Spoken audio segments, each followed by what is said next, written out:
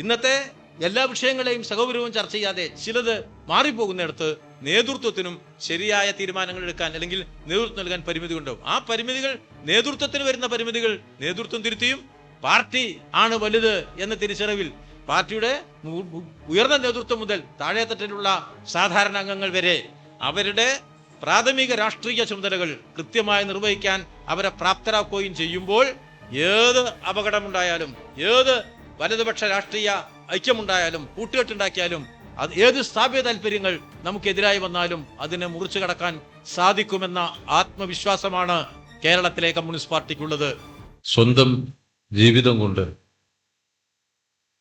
ഉജ്ജ്വലമായ ഒരു സമരതൃഷ്ണ അനുഭവങ്ങളെ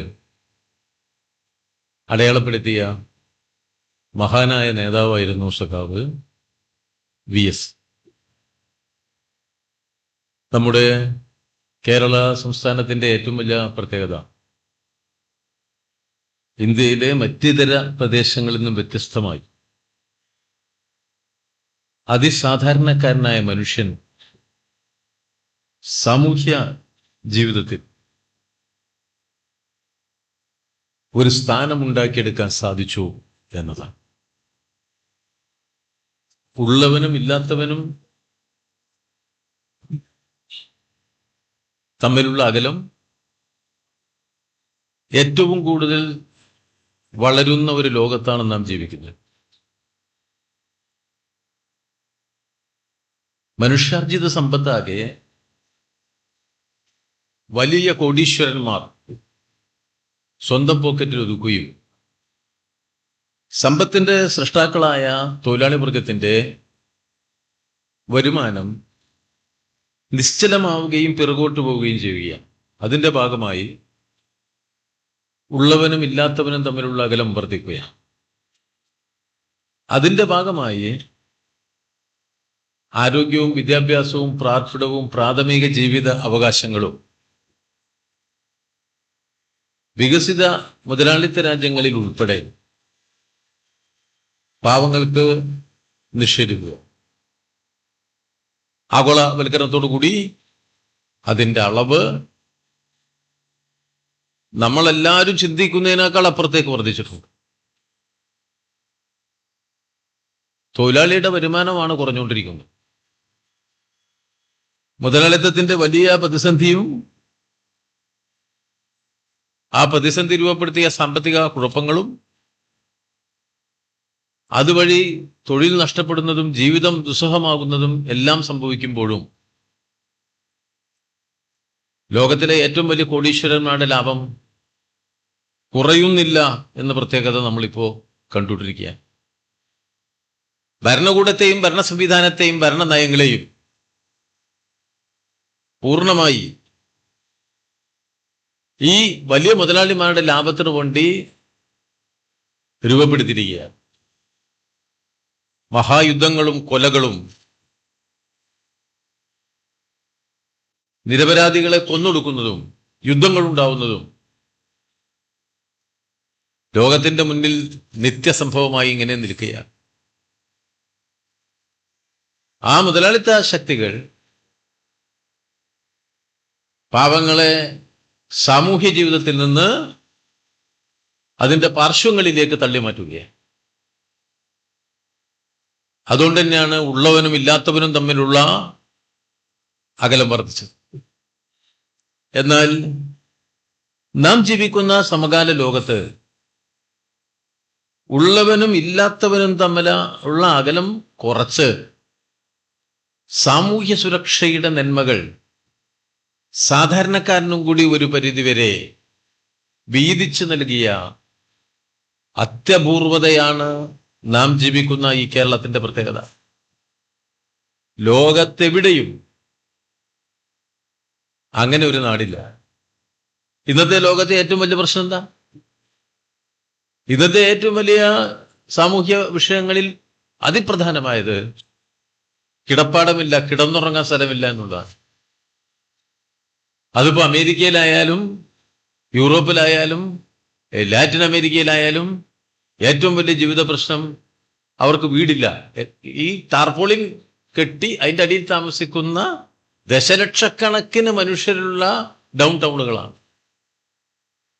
അങ്ങനെയാണ് ലോകം. വിദ്യാഭ്യാസം അപ്രാപ്യമാണ്. മികച്ച വിദ്യാഭ്യാസം ഒരിക്കലും കിട്ടുന്നില്ല. എന്നാൽ കേരളത്തിന്റെ പ്രത്യേകത എന്താ? പാർപ്പിടം, വിദ്യാഭ്യാസം. ജർമ്മനി കഴിഞ്ഞാൽ ബിരുദ പഠനം വരെ സൗജന്യമാക്കിയിട്ടുള്ള സ്ഥലമാണ് കേരളം. പിണറായി വിജയന്റെ ഒരു ഗവൺമെന്റ് തെരഞ്ഞെടുപ്പ് തോറ്റു എന്നുള്ളത് കൊണ്ട് പിണറായി വിജയന്റെ ഗവൺമെന്റ് നടപ്പിലാക്കിയ നല്ല കാര്യങ്ങളെ മായ്ച്ചു കളയാൻ 1000 മലയാള മനോരമയും അതുപോലെയുള്ള മാധ്യമങ്ങളും അല്ലെങ്കിൽ ദൃശ്യമാധ്യമങ്ങളും ശ്രമിച്ചാലും ആ നന്മകൾ ഇല്ലാതാവുന്നില്ല. അതവിടെ നിൽക്കും. അത് പിണറായി തുടങ്ങിയതല്ല. എല്ലാ ഇടതുപക്ഷ ഗവൺമെന്റുകളുടെയും ചരിത്രഭൂമികയിൽ നിന്ന് അത് നമുക്ക് വായിച്ചെടുക്കാൻ സാധിക്കും. സാമൂഹ്യ തുല്യത ഒരു പരിധിവരെ ഈ കേരളത്തിൽ നടപ്പിലാക്കി. ബിരുദവും ബിരുദാനന്തര ബിരുദവും സാങ്കേതിക ബിരുദങ്ങളും വിദേശ വിദ്യാഭ്യാസവും സാധാരണക്കാരന്റെ കുട്ടിക്ക് ലഭിക്കുന്ന ലോകത്തിലെ ഏക സ്ഥലമാണ് കേരളം. കാർഷിക പരിഷ്കരണത്തിലൂടെ ഭൂമിയുടെ അവകാശം 96% ആളുകൾക്ക് സ്വന്തം കിടപ്പാടവും അതിന്റെ അവകാശവും ഉള്ള നാടാണ് കേരളം. ചവിട്ടി നിൽക്കാൻ 2 അടി മണ്ണില്ലാത്ത ഒരവസ്ഥയിൽ നിന്ന് ഒരു നൂറ്റാണ്ടിന്റെ പോരാട്ട വീര്യത്തിലൂടെ മലയാളി രൂപപ്പെടുത്തിയെടുത്ത ഈ മുന്നേറ്റത്തിന്റെ അടിത്തറയായി പ്രവർത്തിച്ചത് കമ്മ്യൂണിസ്റ്റ് പാർട്ടിയാണ്. വിരോധികളും എതിരഭിപ്രായമുള്ളവരും ഈ കമ്മ്യൂണിസ്റ്റ് പാർട്ടിയെ ഇവിടുന്ന് മായ്ച്ചു കളയണം എന്നാഗ്രഹിക്കുന്നവരും ഒക്കെ ധാരാളമുള്ള ഒരു സമൂഹത്തിൽ തന്നെയാണ് നമ്മൾ ജീവിക്കുന്നത്. പക്ഷേ കമ്മ്യൂണിസ്റ്റ് പാർട്ടി കേരളത്തിന്റെ സാമൂഹ്യ ജീവിതത്തിൽ ഉണ്ടാക്കിയ മാറ്റം മനുഷ്യരാശിയുടെ ചരിത്രത്തിലെ അത്യപൂർവമായ ഒരു ചരിത്രാനുഭവമാണ്. ആ മാറ്റം രൂപപ്പെടുത്താൻ 1937 രൂപപ്പെട്ട കമ്മ്യൂണിസ്റ്റ് പാർട്ടിക്ക് വളരെ വേഗത്തിൽ തന്നെ സാധിച്ചത് ദശലക്ഷക്കണക്കിന് മനുഷ്യർ ആ കമ്മ്യൂണിസ്റ്റ് പാർട്ടിക്കൊപ്പം അണിനിരുന്നതിന്റെ ഭാഗമായിട്ടാണ്. ഇത്ര വേഗതയിൽ ഒരു കമ്മ്യൂണിസ്റ്റ് പാർട്ടി ശക്തിപ്പെട്ട അനുഭവം അത്യപൂർവമായിരിക്കും. കാരണം നമ്മൾ പ്രവർത്തിച്ചത് ഇന്ത്യയിലാണ്. മനുഷ്യന്റെ പൊതുബോധം ഏറ്റവും താഴെ കിടക്കുന്ന ഒരു സമൂഹത്തിലാണ്. വർഗീയതയും ജാതീയതയും അതിന്റെ എല്ലാ കരാളതയോടും കൂടി സാധാരണക്കാരനെ അടിച്ചമർത്തിയ ഒരു നാട്ടിലാണ്. അത്തരമൊരു സാമൂഹ്യ ഘടന നിലനിന്ന കേരളത്തിൽ മനുഷ്യനെ തട്ടി ഉണർത്തി അവന്റെ പൗരബോധത്തെ രാഷ്ട്രീയ ബോധവും സമരബോധവുമാക്കി മാറ്റുക എന്ന വലിയൊരു കാര്യം വളരെ വേഗത്തിൽ കേരളത്തിലെ കമ്മ്യൂണിസ്റ്റ് പാർട്ടിക്ക് നടപ്പിലാക്കാനായി. 37 രൂപീകരിച്ച കമ്മ്യൂണിസ്റ്റ് പാർട്ടി അതിന്റെ പൊതുപ്രവർത്തനം ആരംഭിച്ച് ഏതാനും ദശകമായപ്പോഴേക്ക് കേരളത്തിന്റെ സാമൂഹ്യ ജീവിതത്തിലെ നിറസാന്നിധ്യമായി. 2 ദശകം പിന്നിട്ടപ്പോ അത് കേരളത്തിൽ അധികാരത്തിലേക്ക് വന്ന ഒന്നാമത്തെ EMS ഗവൺമെന്റ് ഉണ്ടായി. വലിയ മാറ്റമല്ലേ ഈ കേരളത്തിന്റെ പിന്നീടുള്ള ചരിത്രത്തിൽ അതുണ്ടാക്കിയത്. ആ വേഗതയേറിയ മുന്നേറ്റം നമുക്ക് രൂപപ്പെടുത്താൻ സാധിച്ചത് ഒന്നാം തലമുറയിലെ മികവാർന്ന ഒരു നേതൃത്വ നിരയുടെ ത്യാഗനിർഭരമായ പ്രവർത്തനത്തിന്റെ ഭാഗമായിട്ടാണ്. VS പ്രതിനിധാനം ചെയ്തത് ആ തലമുറയെയാണ്. ഇവിടെ സൂചിപ്പിക്കേണ്ടായി. ആ ജീവിതഗതിയിൽ നേരിടേണ്ടി വന്ന പ്രയാസങ്ങൾ വ്യക്തിജീവിതത്തിൽ, സമരജീവിതത്തിൽ, സംഘടനാ രാഷ്ട്രീയ പ്രവർത്തനങ്ങൾക്കിടയിലെല്ലാം തന്നെ ധാരാളം പ്രയാസങ്ങളെ അഭിമുഖീകരിച്ച് മുന്നോട്ട് പോകും. ഓരോ ഘട്ടത്തിലും സമരോത്സുകമായ കേരളത്തിൽ പുനപ്ര വയലാർ സമരത്തിൽ അന്നത്തെ യുവാക്കളായ എല്ലാ കമ്മ്യൂണിസ്റ്റുകാരും പങ്കെടുത്തു. വളരെ സജീവമായ പങ്കാളിത്തം VSന്റെ ഭാഗത്തുണ്ടായി. നമ്മള് കേരളത്തിന്റെ കാർഷിക സമരത്തിലെ ഏറ്റവും പ്രധാനപ്പെട്ട സമരമാണ് കാർഷിക പരിഷ്കരണം നടപ്പിലാക്കുന്നതിന് വേണ്ടി നാം നടത്തിയ സംരംഭം കേരളത്തിന്റെ വലിയ ഭൂവുടമ സമ്പ്രദായത്തെ തകർത്ത് ഒന്നാം EMS ഗവൺമെന്റ് കൊണ്ടുവന്ന കാർഷിക ബന്ധ ബില്ലും രണ്ടാം EMS ഗവൺമെന്റ് കൊണ്ടുവന്ന ഭൂപരിഷ്കരണ നിയമവും വലിയ മാറ്റമുണ്ടാക്കിയ നിയമങ്ങളാണത്. ആ നിയമങ്ങളൊക്കെ ഇപ്പൊ തകർക്കാനുള്ള പരിശ്രമം പുതിയ ഈ ഗവൺമെന്റ് നടപ്പിലാക്കാൻ പോവുകയാണ്. ഇപ്പൊ അധികാരത്തിലേക്ക് വന്നിട്ടുള്ള നമ്മുടെ പുതിയ കൂട്ടരുണ്ടല്ലോ, അവര് ആദ്യം കൈവയ്ക്കാൻ പോകുന്ന ഒരു നിയമം ഭൂബന്ധങ്ങളിൽ ഇപ്പോൾ പ്രമാണിത്വത്തിനുള്ള നിയന്ത്രണം ഇല്ലാതാക്കി വലിയ ഭൂബാങ്കുകൾ ഉണ്ടാക്കുന്ന അതിസമ്പന്നന്മാർക്ക് കേരളത്തിൽ ഭൂമി സ്വന്തമാക്കാൻ കഴിയുന്ന തരത്തിലേക്കുള്ള നിയമനിർമ്മാണങ്ങളെ കുറിച്ചുള്ള ചർച്ച ഇവിടെ തുടങ്ങി. പുതിയ ഭൂപരിഷ്കരണം എന്ന പേരിൽ വരാൻ പോകുന്നത് വലിയ രൂപത്തിലുള്ള ഭൂകേന്ദ്രീകരണമായിരിക്കും. ഒരു കിടപ്പാടം ഉണ്ടാക്കാൻ 2 സെന്റ് ഭൂമി നിങ്ങൾക്ക് ഈ നാട്ടിൽ കിട്ടാത്ത സ്ഥിതി ഉണ്ടാവും. തലചായ്ക്കാനുള്ള മണ്ണിന് വേണ്ടി നെട്ടോട്ടം കൊണ്ടിട്ട് വരും. ഈ ഭൂമി കേന്ദ്രീകരിച്ചിട്ടുള്ള വലിയ മുതലാളിമാരുടെ കയ്യിൽ നിന്ന് നമുക്ക് കിടപ്പാടത്തിന്റെ ഭൂമി കിട്ടില്ല. ആ നിലയിലുള്ള ഭൂകേന്ദ്രീകരണം ഇപ്പോ തമിഴ്നാട്ടില്, ആന്ധ്രയില്, കർണാടകയിലൊക്കെ അത് ധാരാളമാണ്. അത്തരം കേന്ദ്രീകരിച്ച് ഭൂമി കൈവശപ്പെടുത്താൻ സൗകര്യം നൽകുന്ന നിയമത്തെക്കുറിച്ച് ഇപ്പൊ ചർച്ച തുടങ്ങി. എന്നാൽ 1970 67 EMS ഗവൺമെന്റ് കൊണ്ടുവന്ന ഭൂപരിഷ്കരണം നിയമം പരിപൂർണമായി തകർക്കാനുള്ള ഗൂഢാലോചന നടക്കുന്ന സന്ദർഭത്തിലാണ് ആലപ്പുഴയിൽ നമ്മൾ സമ്മേളനം നടത്തിയത്. 70 ജനുവരിയിൽ നമ്മൾ മിച്ചഭൂമി പിടിച്ചെടുക്കുമെന്നും കിടപ്പാടം വളച്ചു കെട്ടുമെന്നും തീരുമാനിച്ചുകൊണ്ടുള്ള ആ വലിയ പ്രക്ഷോഭം, AKGയുടെ ആ പ്രഖ്യാപനം നടത്തുന്ന സമരഭൂമിയിൽ ആ യോഗത്തിന്റെ അധ്യക്ഷ സ്ഥാനത്ത് VS ഉണ്ടായി. ഭൂമി വളച്ചുകെട്ടി 10 സെന്റ് ഭൂമി വളച്ചുകെട്ടിക്കൊണ്ട് 10,000-കണക്കിന് മനുഷ്യർ മിച്ചഭൂമി പിടിച്ചെടുക്കുന്നതിന് വേണ്ടി തീവ്രമായ സമരം, വളരെ സമരോത്സുകമായ ഒരു കാലമാണത്. നമ്മൾ മറന്നു പോകരുത്, CPIM ഒരു രാഷ്ട്രീയ പാർട്ടി എന്നുള്ള നിലയിൽ നമ്മളെ ഏറ്റവും കൂടുതൽ ഒറ്റപ്പെടുത്താൻ വലതുപക്ഷത്തിന് കഴിഞ്ഞ കാലവുമാണത്. ഒരു ദശാബ്ദം നീണ്ടു നിന്ന മാർക്സിസ്റ്റ് വിരുദ്ധ മുന്നണി അതിന്റെ അധികാരത്തിലേക്ക് വന്ന് എല്ലാ വലതുപക്ഷ നയങ്ങൾക്കും അടിയന്തരാവസ്ഥ ഉൾപ്പെടെ പിന്തുണ പ്രഖ്യാപിച്ച് നടപ്പിലാക്കിയ തൊഴിലാളി വർഗ രാഷ്ട്രീയത്തിന്റെ മുന്നിൽ ഏറ്റവും കൂടുതൽ തടസ്സമുണ്ടാക്കിയ, കമ്മ്യൂണിസ്റ്റുകാരെ ഏറ്റവും കൂടുതൽ ഒറ്റപ്പെടുത്തിയ ഒരു കാലത്തിന്റെ മുന്നിൽ നെഞ്ച് വിരിച്ചു നിന്ന് പോരാടാൻ അന്നത്തെ കമ്മ്യൂണിസ്റ്റ് പാർട്ടി നേതൃത്വം തയ്യാറാവുകയുണ്ടായി. ആ പോരാട്ടത്തിൽ ശക്തമായ നേതൃത്വമാണ് VS വഹിച്ചത് എന്ന് നമുക്ക് കാണാൻ കഴിയും. പിന്നീട് നമ്മുടെ നാട്ടിലെ ഈ കൃഷിഭൂമി കാർഷികേതരാവശ്യത്തിന് വേണ്ടി വിനിയോഗിച്ച് വലിയ പാരിസ്ഥിതിക ആഘാതമുണ്ടാക്കി കേരളത്തിന്റെ നെൽവയലുകൾ ഏതാണ്ട് പൂർണ്ണമായി നികത്താനുള്ള പരിശ്രമം ഇടതുപക്ഷം അധികാരത്തിലില്ലാത്തപ്പോ അപ്പുറത്തും നടന്നു. വലിയ തോതിലുള്ള മണ്ണിട്ട് നികത്തലുകളുണ്ട്. അതിന്റെയൊക്കെ പ്രയാസം നമ്മളിപ്പോൾ അനുഭവിച്ചുകൊണ്ടിരിക്കുകയാണ്. വേഗത്തിൽ ഉണ്ടാവുന്ന വെള്ളപ്പൊക്കം, ഇറങ്ങിപ്പോവാത്ത വെള്ളം, ഇതൊക്കെ അതിന്റെ ഒരു ഉൽപ്പന്നമാണ്. ഒരുപാട് പാരിസ്ഥിതിക പ്രശ്നങ്ങളാണ്. അതിന്റെ മുന്നിൽ ഒരു പ്രതിരോധ സമരം നടത്തിയത് കർഷക തൊഴിലാളി യൂണിയനായിരുന്നു. കർഷക തൊഴിലാളി യൂണിയൻ ആ സമരം നടത്തുമ്പോൾ VSനെ വലിയ തോതിൽ ബഹുമാനിക്കാനല്ല കേരളത്തിലെ കമ്മ്യൂണിസ്റ്റ് വിരുദ്ധ മാധ്യമങ്ങൾ ശ്രമിച്ചത്. വെട്ടിനിരത്തലുകാരൻ എന്ന ഒരു പദവി VSന് കൊടുക്കാനാണ്.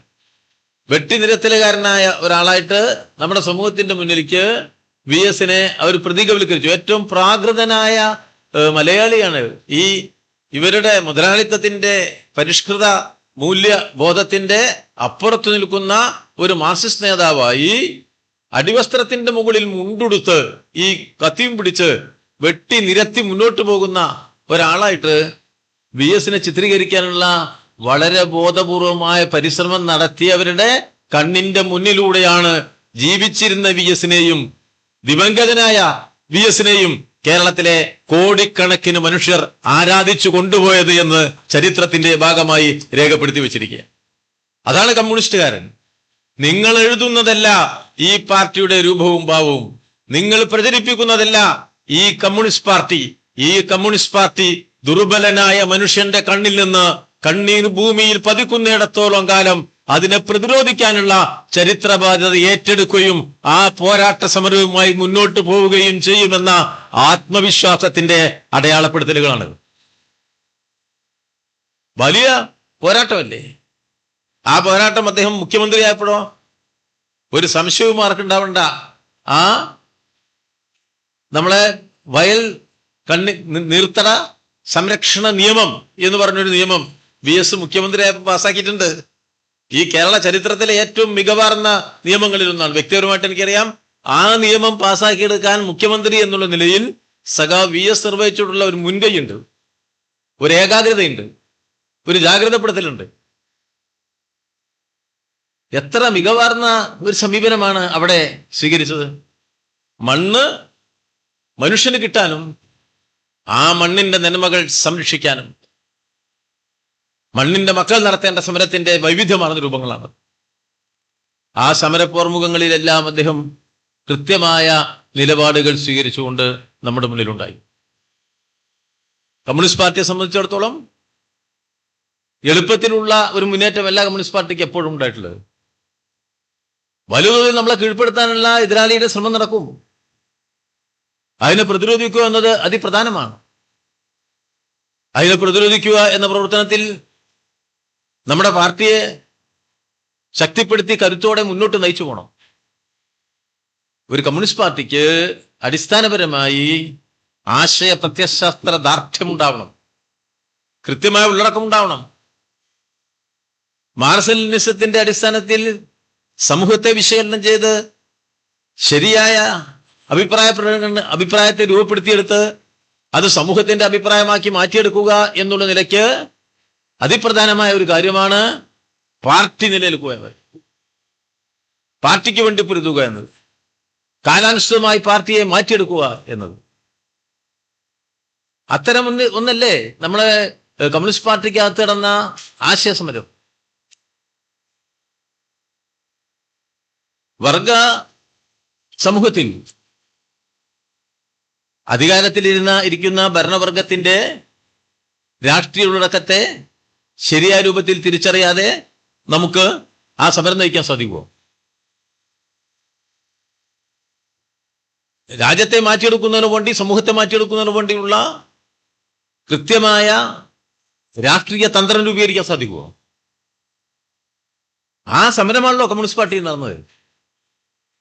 വർഗ ശത്രുവിനോട് സമരസപ്പെടാതെ അവരുടെ വർഗ സ്വഭാവത്തെ കൃത്യമായി അടയാളപ്പെടുത്തി ആ ഭരണവർഗ നയങ്ങളെ ചെറുത്തു തോൽപ്പിക്കാനുള്ള ജനങ്ങളുടെ മുന്നേറ്റത്തിന് സഹായകരമായ രാഷ്ട്രീയ മുന്നണി രൂപപ്പെടുത്തുക എന്നുള്ള നിലയിൽ ജനകീയ ജനാധിപത്യത്തിന്റെ ഒരു പരിപാടിയും ജനകീയ ജനാധിപത്യ മുന്നണിയും അടയാളപ്പെടുത്തിയതാണ് CPIM-ന്റെ പരിപാടി. ആ നിലയിലേക്ക് ഇന്ത്യയിലെ കമ്മ്യൂണിസ്റ്റ് പാർട്ടി തകരാതിരിക്കാൻ, കമ്മ്യൂണിസ്റ്റ് പാർട്ടി അവിടെ നിലനിൽക്കാൻ ശരിയായ രാഷ്ട്രീയ വീക്ഷണത്തെ രൂപപ്പെടുത്തിയ 1964 ആ വലിയ സമരത്തിൽ കേരളത്തിലെ പ്രധാനപ്പെട്ട നേതാക്കൾ AKG-യും EMS-ഉം CH-ഉം AB-യും ഇമ്പിച്ചി ബാബയും അവരെല്ലാം അണിനിരന്നു. ആ നേതൃനിരയിൽ VS നിർണായകമായ പങ്കുവഹിച്ചു. അവിടെയാണ് കമ്മ്യൂണിസ്റ്റുകാരൻ നിർവഹിക്കേണ്ട ആശയ രാഷ്ട്രീയ സമരങ്ങളിൽ ശരിയായ രാഷ്ട്രീയ നിലപാടിന് വേണ്ടി, നിലപാടില്ല ഞാൻ നിലനിൽക്കാനാവില്ല പാർട്ടി, ശക്തമായ പോരാട്ടം നടത്തി. ഇപ്പൊ തന്റെ ജീവിതകാലമാകെ സമൂഹത്തിലെ താഴെത്തട്ടിൽ നിൽക്കുന്ന മനുഷ്യർ, വിശേഷിച്ച് കാർഷിക തൊഴിലാളികൾ, പാർശ്വവൽക്കരിക്കപ്പെട്ട ജനത, അവരുടെ പൊതുമുന്നേറ്റത്തിന് വലിയ സമരം രൂപപ്പെടുത്തുകയും നൂർന്നുകയും ചെയ്തു. അതിന് സഹായകരമായ ആ സമരങ്ങളിൽ നേരിട്ട് പങ്കെടുത്തു. അവസാന നിമിഷം വരെ ജീവിതത്തിൽ സാമൂഹ്യ തിന്മകൾക്കെതിരായ സമരം നയിക്കുക എന്ന കമ്മ്യൂണിസ്റ്റുകാരന്റെ ആ വലിയ ചുമതല ജീവിതാന്ത്യം വരെ പതറാതെ മുന്നോട്ട് കൊണ്ടുപോയ ഒരു പോരാളിയെ അനുസ്മരിക്കുക എന്നത് എപ്പോഴും ആവേശകരം. ഇന്ന് അദ്ദേഹത്തിന്റെ 1-ാം ചരമവാർഷികം നമ്മൾ ആചരിക്കുമ്പോൾ ഏറ്റവും പാവപ്പെട്ട മനുഷ്യന്റെ പാർട്ടിയായ കമ്മ്യൂണിസ്റ്റ് പാർട്ടിക്കെതിരായിട്ട് വലിയ അക്രമങ്ങൾ നടക്കുന്ന ഒരു കാലമാണ്. ചെറുതല്ല. CPIM-നെ ദുർബലപ്പെടുത്താൻ ഇന്ത്യയിലെ ഭരണവർഗമാകെ ഒന്നിച്ച ഒരു കാലമാണ്. നമുക്കറിയാം, ദുർബല ജനവിഭാഗങ്ങളുടെ ജീവിതം അനുനിമിഷം തകർച്ചയിലേക്ക് പോവുകയാണ്. ഇന്ത്യയിൽ സമരങ്ങൾ രൂപപ്പെടുന്നത് നിങ്ങൾ ശ്രദ്ധിച്ചിട്ടുണ്ടോ? ഇപ്പൊ നമ്മളിവിടെ ഇരിക്കുമ്പോഴും സമരം നടക്കുന്നുണ്ട്. സമരങ്ങളെ തള്ളിപ്പറയുന്ന ധാരാളം ആൾക്കാർ നമ്മുടെ നാട്ടിലുണ്ടല്ലോ. നിങ്ങൾ സമരം നിർത്തിയില്ലേ എന്ന് നമ്മോട് ചോദിക്കുന്ന ആളുകളില്ലേ? പാർലമെന്റ് അംഗമായപ്പോൾ ഒരിക്കലും എന്നോട് ഒരാൾ ചോദിച്ചു, ഈ തൊഴിലാളിക്ക് വേണ്ടി സംസാരിക്കുന്നത് നിങ്ങൾ നിർത്തിയില്ലേ? അങ്ങനെ എന്നോട് ചോദിച്ചു. കളിയാക്കുന്ന മാതിരിയാ. നിങ്ങളിപ്പോഴും ഈ തൊഴിലാളികൾക്ക് വേണ്ടി സംസാരിച്ചുകൊണ്ടിരിക്കുകയാണല്ലോ, അതെന്താ നിങ്ങൾ നിർത്താത്തത്? കാരണം ബാക്കിയുള്ളവരൊക്കെ അത് ഉപേക്ഷിച്ചു പോയി. സംഘടിക്കാനുള്ള, സമരം ചെയ്യാനുള്ള, അവകാശങ്ങൾ ചോദിക്കാനുള്ള, കൂലി ചോദിക്കാനുള്ള തൊഴിലാളിയുടെ അവകാശം സോവിയറ്റ് യൂണിയന്റെ തകർച്ചയ്ക്ക് ശേഷം രൂപം കൊണ്ട പുതിയ ലോക അന്തരീക്ഷത്തിൽ മുതലാളിമാർ വികസിത രാജ്യങ്ങളിൽ ഇല്ലാതാക്കിയത് ഇപ്പൊ നമ്മളെ നാട്ടിൽ ഇല്ലാതെയാവുകയാണ്. തരുന്നത് വാങ്ങിപ്പോ എന്നുള്ളതാണ്. വലിയ പ്രയാസമാണ്. ആ നിലയിൽ തൊഴിൽ നിയമങ്ങൾ വെള്ളക്കാരൻ നൽകിയ ആനുകൂല്യങ്ങൾ പോലും നൽകാതെ തൊഴിലാളികൾക്ക് നേരെയുള്ള അക്രമം പറഞ്ഞു വെച്ചു. കർഷക ജനസാമാന്യത്തെ സംബന്ധിച്ചിടത്തോളം പിടിച്ചു നിൽക്കാൻ കഴിയാത്ത തരത്തിലേക്ക് അവരുടെ ജീവിതം മാറി. ഏറ്റവും കൂടുതൽ കാർഷിക ജനതയുള്ള നമ്മുടെ നാട്ടിൽ കൃഷിക്കാരന്റെ ഉൽപ്പന്നങ്ങൾക്ക് വില കിട്ടുന്നില്ല. ആ കാർഷിക നിക്ഷേപമാകട്ടെ മുതലാളിക്ക് കിട്ടുന്ന ലാഭത്തിന്റെ ഒരു പങ്ക് കാർഷിക മേഖലക്ക് തിരിച്ചുവിട്ട് കാർഷിക സബ്സിഡികൾ വർദ്ധിപ്പിച്ച് കൃഷി ലാഭകരമാക്കുക എന്ന പ്രവർത്തനത്തിൽ നിന്ന് പരിപൂർണമായി പിന്നോട്ട് പോയി. കൃഷിക്കാരന്റെ ഉത്തരവാദിത്തമാണ് ഇതെല്ലാം എന്നുള്ള നിലയിലുള്ള ഭരണ നയങ്ങളുടെ പ്രയാസം അനുഭവിച്ച് എത്ര വലിയ കർഷക പ്രക്ഷോഭങ്ങളാണ് ഇന്ത്യയിലെ വിവിധ ഭാഗങ്ങളിൽ ഈ അടുത്ത കാലങ്ങളിൽ നടന്നത്. ഗ്രാമീണ തൊഴിലാളികൾക്ക് കിട്ടിക്കൊണ്ടിരുന്ന ഏറ്റവും വലിയൊരു ആനുകൂല്യം. കമ്മ്യൂണിസ്റ്റ് പാർട്ടിയെ കുറ്റപ്പെടുത്തുന്നവരുണ്ട്. ഇപ്പൊ നമ്മൾ തോറ്റയിൽ സന്തോഷിക്കുന്നവരുണ്ട്. നമ്മൾ തോറ്റതൊക്കെ നന്നായി എന്ന് കരുതുന്നവരുണ്ട്, പ്രചരിപ്പിക്കുന്നവരുണ്ട്. പക്ഷേ ഇന്ത്യയിലെ ഈ ഭരണവർഗ നയങ്ങൾക്കെതിരായി ജനങ്ങളെ ഏകോപിപ്പിക്കുന്നതിൽ, ആഗോളവൽക്കരണ നയങ്ങൾ വേഗത്തിൽ നടപ്പിലാക്കുന്നതിനെ പ്രതിരോധിക്കുന്നതിൽ CPIM-ന്റെ കരുത്ത് പരിപൂർണമായി ഉപയോഗിച്ച ഒരു കാലം നമ്മുടെ മുന്നിലുണ്ടായിരുന്നു. ഇപ്പോഴും പരിശ്രമം നടത്തുന്നില്ല എന്നല്ല. അത് 3 സംസ്ഥാനങ്ങളിലെ നിർണായകമായ ബഹുജന പിന്തുണ CPM ഉപയോഗപ്പെടുത്തിയത് ഇന്ത്യയിലെ തീവ്ര വലതുപക്ഷ വൽക്കരണത്തെ പ്രതിരോധിക്കാനാണ്. കോൺഗ്രസ് പിന്തുടർന്ന നയങ്ങളുടെ സ്വാഭാവിക പരിണാമം സംഘപരിവാറിന്റെ അധികാരവാക്ഷ്യാവും എന്ന തിരിച്ചറിവിൽ നിന്നാണ് നമ്മുടെ പാർട്ടി അതിന്റെ ബഹുജന സ്വാധീനവും കരുത്തും. നമുക്കറിയാം, നമ്മൾ ഇന്ത്യയിലാകെ ഒരുപോലെ വളർന്ന പാർട്ടിയല്ല. അപ്പൊ നമ്മൾ എന്ത് ചെയ്തു? 3 സംസ്ഥാനങ്ങളിലെ ആ കരുത്തിൽ കിട്ടിയ ബഹുജന പിന്തുണയെ RSS അധികാരത്തിലേക്ക് എത്താതിരിക്കാൻ വേണ്ടിയുള്ള പ്രവർത്തനങ്ങൾക്കായി ഉപയോഗപ്പെടുത്തേണ്ടായി. നമ്മൾ നടത്തിയ പരിശ്രമം പ്രധാനമായിട്ടും കോൺഗ്രസും RSS-ഉം അല്ലാത്ത പ്രാദേശിക പാർട്ടികളെ ആകെ ഒരുമിപ്പിച്ചുകൊണ്ട് ആ പരിശ്രമത്തെ മുന്നോട്ട് കൊണ്ടുപോകുക. കാരണം കോൺഗ്രസ് അധികാരത്തിലാണ്, RSS അധികാരം പിടിക്കാനുള്ള പരിശ്രമത്തിലാണ്. രാജ്യത്തെ തീവ്രമായ വർഗീയവൽക്കരണ പരിശ്രമങ്ങൾ നടക്കുകയാണ്. ഇപ്പൊ കൊള്ളയടിച്ചു കൊണ്ടുപോയിക്കൊണ്ടിരിക്കുന്ന രാമമന്ദിരം, നമ്മുടെ രാമക്ഷേത്രം മുന്നിലേക്ക് വെച്ച് രാജ്യത്തെ ആകെ വർഗീയമായി ചേരിതിരിക്കുന്ന പ്രക്രിയയിൽ അവർ മുഴുകിക്കൊണ്ടിരിക്കുക. ഒരു തൊഴിലാളി വർഗ പാർട്ടിക്ക് എല്ലാവരെയും കൂട്ടിയോജിപ്പിച്ച് അതിനെ പ്രതിരോധിച്ചേ പറ്റൂ. ആ പരിശ്രമം ഒരു 1/4 നൂറ്റാണ്ട് നമ്മുടെ പാർട്ടി നടത്തുകയുണ്ടായി. ആഗോളവൽക്കരണത്തിന്റെ, ഇന്ത്യയിലെ ആഗോളവൽക്കരണത്തിന്റെ ആകെ ചരിത്രത്തിലെ ആദ്യത്തെ ഒരു 1/4 നൂറ്റാണ്ട് വേഗതയിൽ ആഗോളവൽക്കരണവും സ്വകാര്യവൽക്കരണവും നടത്താൻ കഴിയാതെ പോയത് CPM നടത്തിയ ശക്തമായ ഇടപെടലിനെ തുടർന്നാണ്. ഒരുപാട് കോൺഗ്രസ് ഇതര ഗവൺമെന്റുകൾ ആ സന്ദർഭത്തിൽ അധികാരത്തിൽ വരികയുണ്ടായി. അവരാരും ഈ നയങ്ങൾ പൂർണ്ണമായി നടപ്പിലാക്കിയില്ല. പിന്നീട് BJP അധികാരത്തിലേക്ക് വരുമ്പോഴാണ് അത് പൂർണ്ണമായി നടപ്പിലാക്കുന്നത്. BJP അധികാരത്തിൽ വന്നു, വാജ്പേയി പ്രധാനമന്ത്രിയായി. ആ സന്ദർഭത്തിലാണ് കമ്മ്യൂണിസ്റ്റ് പാർട്ടി, ഈ പാർട്ടിയെ നശിപ്പിക്കാൻ പാർട്ടി രൂപപ്പെട്ട അന്നു മുതൽ ഇന്ന് വരെ പരിശ്രമിച്ചുകൊണ്ടിരിക്കുന്ന പാർട്ടിയാണ് കോൺഗ്രസ് പാർട്ടി. എല്ലാ സന്ദർഭത്തിലും യാതൊരു മടിയും കൂടാതെ പാർട്ടിയെ തകർക്കാൻ ആരോടും കൂട്ടുകൂടും. ഇപ്പൊ ഇവിടെ കൂടിയല്ലോ ഈ കേരളത്തിലെ ഇപ്പോഴത്തെ തെരഞ്ഞെടുപ്പിൽ. വല്ല മടിയുണ്ടായോ? BJP-കാരുമായി കൂട്ടുചേരാൻ വല്ല മടിയുണ്ടായോ? മുസ്ലിം വർഗീയതയുമായി കൂട്ടുചേരാൻ വല്ല ബുദ്ധിമുട്ടുണ്ടായോ? ക്രിസ്ത്യാനികൾക്കിടയിൽ തന്നെ വർഗീയത രൂപപ്പെടുത്തിക്കൊണ്ട് അതിനെയും ഇടതുപക്ഷ വിരുദ്ധ വോട്ടാക്കി മാറ്റാൻ വല്ല മടിയുണ്ടായോ? ഇവരെല്ലാരും കൂടിയല്ലേ ഇവിടെ ഒരുമിച്ച്? വല്ല മടിയുണ്ടായോ? അവിടെ പ്രത്യയശാസ്ത്രം തടസ്സമായോ? ഒറ്റ കാര്യ 10 കൊല്ലം അധികാരത്തിലിരുന്ന പിണറായിയുടെ ഗവൺമെന്റ് വീണ്ടും ഒരു ഇടതുപക്ഷ ഗവൺമെന്റ് വീണ്ടും വന്നൂടാ. ആ പ്രവർത്തനം ഇത് ആദ്യത്തേതാണ്. ആ പ്രവർത്തനം ആദ്യമായി നടന്നതല്ല. 57 ഒന്നാം EMS ഗവൺമെന്റ് അധികാരത്തിൽ വന്നത് മുതൽ പിന്നീട് ഇങ്ങോട്ട് പല സന്ദർഭങ്ങളിലായിട്ട് കേരളത്തിലെ കോൺഗ്രസ് അത്യന്തം അവസരവാദപരമായ സമീപനം സ്വീകരിച്ചുകൊണ്ട് ഒരു രാഷ്ട്രീയ ധാർമ്മികതയുമില്ലാതെ എല്ലാ വലതുപക്ഷക്കാരെയും ഒരുമിപ്പിച്ചുകൊണ്ട് CPM-നെ ഇല്ലാതാക്കുക എന്ന പ്രവർത്തനം നടത്തിയിട്ടുണ്ട്. ആ പ്രവർത്തനം നമ്മുടെ നാട്ടിൽ നടത്തിയാണ് നമ്മളെ തോൽപ്പിക്കാൻ അവർക്ക് സാധിച്ചിട്ടുണ്ട് പല സന്ദർഭങ്ങളിലും. എന്നാൽ BJP അധികാരത്തിലേക്ക് വരാതിരിക്കാൻ നമ്മൾ ചെയ്തത് എന്താ? BJP അധികാരത്തിലേക്ക് വരാതിരിക്കാൻ മൻമോഹൻ സിംഗ് പ്രധാനമന്ത്രി ആയിക്കോട്ടെ എന്ന് തീരുമാനിച്ച പാർട്ടിയാണ് ഈ കമ്മ്യൂണിസ്റ്റ് പാർട്ടി.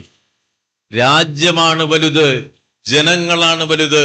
ദുർബലനായ മനുഷ്യന്റെ പൊതുമുന്നേറ്റത്തിന് ഏറ്റവും തടസ്സമുണ്ടാക്കും ഈ വലതുപക്ഷത്തിന്റെ രാജ്യത്തിന്റെ വളർച്ച എന്ന തിരിച്ചറിവിൽ നിന്നാണ് നമ്മള് മൻമോഹൻ സിംഗിന് പിന്തുണ കൊടുത്തത്. ഞാനത് അതിന്റെ വിശദാംശങ്ങളിലേക്ക് പോവുകയല്ല. ആ നിയമത്തിന്റെ ഉൽപ്പന്നമായിരുന്നു ഇന്ത്യയിലെ തൊഴിലുറപ്പ് നിയമം. തൊഴിലവകാശം മൗലിക അവകാശമായി കിട്ടുകയല്ലേ ഇവിടെ ഉണ്ടായത്? നിയമപരമായ ഒരു അവകാശമായി മാറിയില്ലേ? ഇന്ത്യ ചരിത്രത്തിലെ ഏറ്റവും പുരോഗമനപരമായ നിയമല്ലേ? നമ്മുടെ കണ്ണിന്റെ മുന്നിലൂടെ ഈ ജൂലൈ മാസം 1-ാം തീയതി ആ നിയമം അങ്ങ് ഇല്ലാണ്ടായല്ലോ. ആ നിയമം അങ്ങ് ഇല്ലാതായല്ലോ. നമ്മുടെ കണ്ണിന്റെ മുന്നിൽ അവകാശമല്ലാതായല്ലോ. ഒരു രാജ്യത്ത് കോടിക്കണക്കിന് പാവങ്ങൾക്ക് ജീവിതത്തിൽ ഭക്ഷണം കഴിക്കാനുള്ള പ്രാഥമിക മികച്ച മിനിമം കൂലിയില്ല, അധ്വാനത്തിനനുസരിച്ചുള്ള കൂലിയില്ല. ജോലിയുടെ ഉറപ്പുണ്ട്, അതിലൊരു കൂലിയുണ്ട്. അത് വാങ്ങിയും 10-20 കോടി മനുഷ്യന് കഞ്ഞി കുടിക്കാം എന്ന ഒരു അവകാശം നൽകിയ നിയമത്തെ മായ്ച്ചു കളഞ്ഞല്ലോ. ഇവിടെ മായ്ച്ചു കളഞ്ഞല്ലോ. ഒരു പ്രതിഷേധ ശബ്ദം ആ നിലയിൽ നമ്മളല്ലാതെ മറ്റാരെങ്കിലും ഉയർത്തിയിട്ടുണ്ടോ? അതിപ്പോ സംഭവിക്കുകയാണ്. തൊഴിലും വിദ്യാഭ്യാസവും ഒക്കെ നോക്കൂ നിങ്ങൾ. തൊഴിലുമായി ബന്ധപ്പെടുത്തിയിട്ടിപ്പോ ലോകത്ത് ഏറ്റവും വലിയ തൊഴിൽ രാഹിത്യമാണ് ഇവിടെ. ഏറ്റവും പുതിയ തലമുറ ജെൻ സെഡ് എന്നറിയപ്പെടുന്ന ഒരു തലമുറയുണ്ട്. 15 വയസ്സിന് 26 വയസ്സിനും ഇടയ്ക്ക് പ്രായമുള്ളവരുടെ തലമുറയാണ്. ലോകത്തെ ഏറ്റവും കൂടുതൽ ജെൻ സെഡ് ഉള്ളത് ഇന്ത്യയിലാണ്. അതിൽ 16% പേർക്കാണ് പണിയുള്ളത്. അത്രയും വലിയ തൊഴിൽ രാഹിത്യമാണ്. അവർക്കാണ് വിദ്യാഭ്യാസം കിട്ടേണ്ടത്, അവർക്കാണ് ആധുനിക പഠനം ഉണ്ടാവേണ്ടത്. ഏറ്റവും പുതിയ തലമുറയാണ്. ഏറ്റവും മോശപ്പെട്ട അവസ്ഥ അവരുടേതിൽ ഇന്ത്യയിലല്ലേ. അതുകൊണ്ടാണല്ലോ ഇപ്പൊ ഡൽഹിയിലെ സമരത്തിലേക്ക് ആള് വരുന്നത്. എന്തുകൊണ്ടാ? വലിയ സമരം ഇപ്പൊ നടക്കല്ലേ. അതൊരൊറ്റപ്പെട്ട ശബ്ദമായി കാണണ്ട.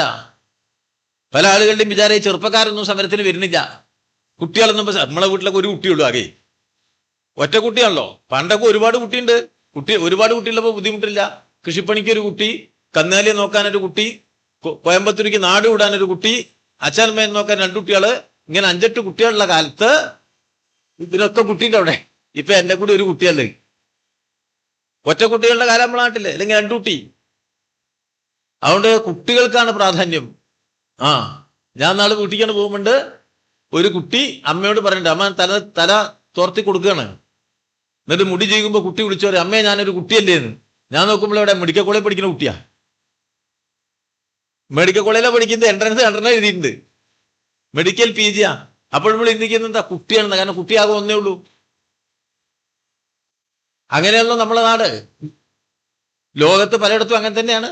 ഇപ്പൊ ഈയിടെയാണ് ഇപ്പോ കുട്ടികളുടെ എണ്ണം വർദ്ധിപ്പിക്കുന്നതിന് മാതൃക കാണിക്കുന്നതിന് വേണ്ടി ഇന്നലെ അമേരിക്കൻ വൈസ് പ്രസിഡന്റിന്റെ ഭാര്യ ഒന്ന് പ്രസവിച്ചു. അമേരിക്കയിൽ കുട്ടികളില്ല, പെണ്ണുങ്ങളൊന്നും പ്രസവിക്കാൻ തയ്യാറില്ല, കല്യാണം കഴിക്കാൻ തന്നെ തയ്യാറില്ല, കല്യാണം കഴിച്ചാൽ പ്രസവിക്കാൻ തയ്യാറില്ല.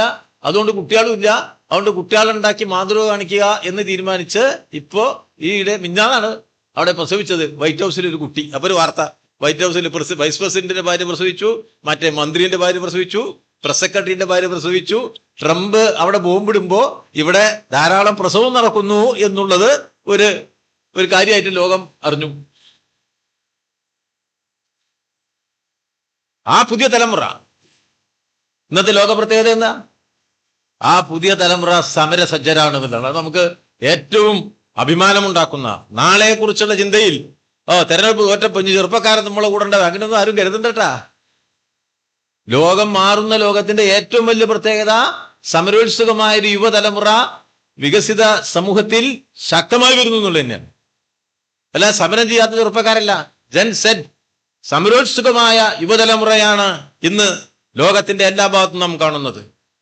ഡിജിറ്റൽ കാലത്തിലേക്ക് വന്ന ജെൻസി കഴിഞ്ഞ് അതിൻ്റെ അടുത്ത തലമുറ കഴിഞ്ഞ് ഈ 3-ാം തലമുറയിലേക്ക് എത്തുമ്പോ സമരോത്സുകമാകുന്ന ഒരു തലമുറ ഉണ്ട് എന്ന് നമ്മളെ അനുഭവിച്ചറിയുമ്പോ തന്നെ നോക്കൂ, വിദ്യാഭ്യാസവും ആരോഗ്യവും പ്രാഥമിക സൗകര്യങ്ങളും സാമൂഹിക സുരക്ഷയും പൂർണ്ണമായി നിരാകരിച്ച ഒരു നയമല്ലേ ഇന്ത്യയിൽ ഇപ്പോൾ നടപ്പിലാവുന്നത്?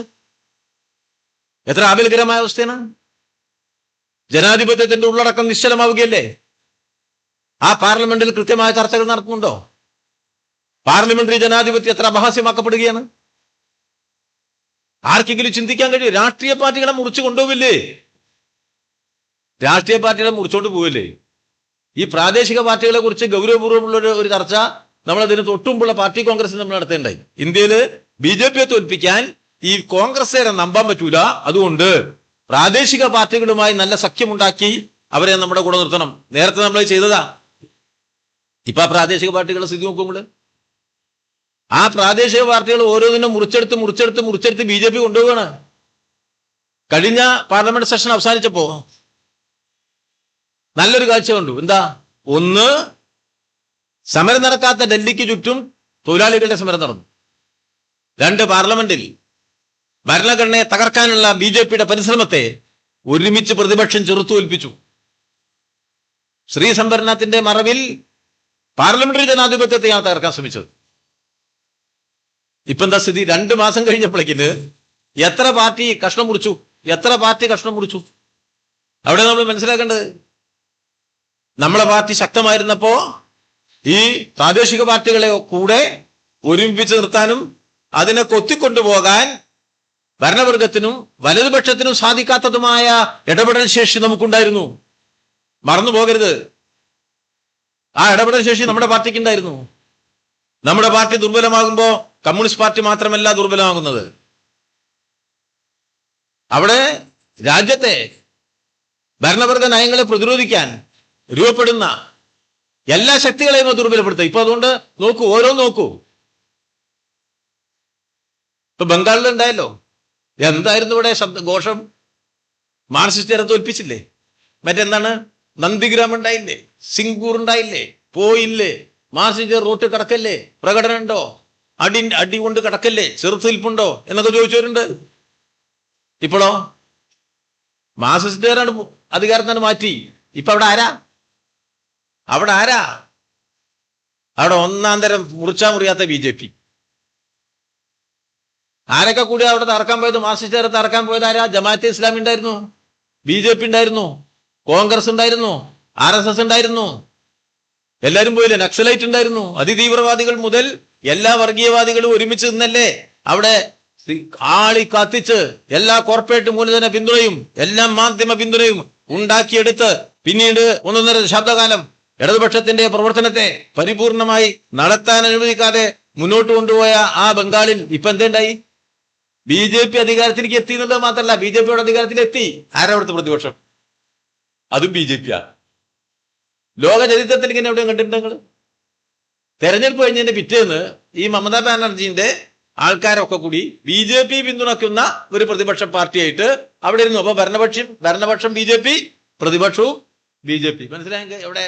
ബംഗാളിൽ 15 കൊല്ലം മാർക്സിസ്റ്റ് താഴെ ഇറക്കിയതുകൊണ്ട് ഒരു സംശയമില്ല, അധികാരത്തിൽ ഞങ്ങളുടെ പാർട്ടിയില്ല. പക്ഷെ തെരുവിൽ ചെങ്കൊടി കരുത്തോടുകൂടി പൊന്തി ഉയരുന്നതിന് നമ്മൾ സാക്ഷികളാവുകയാണ്.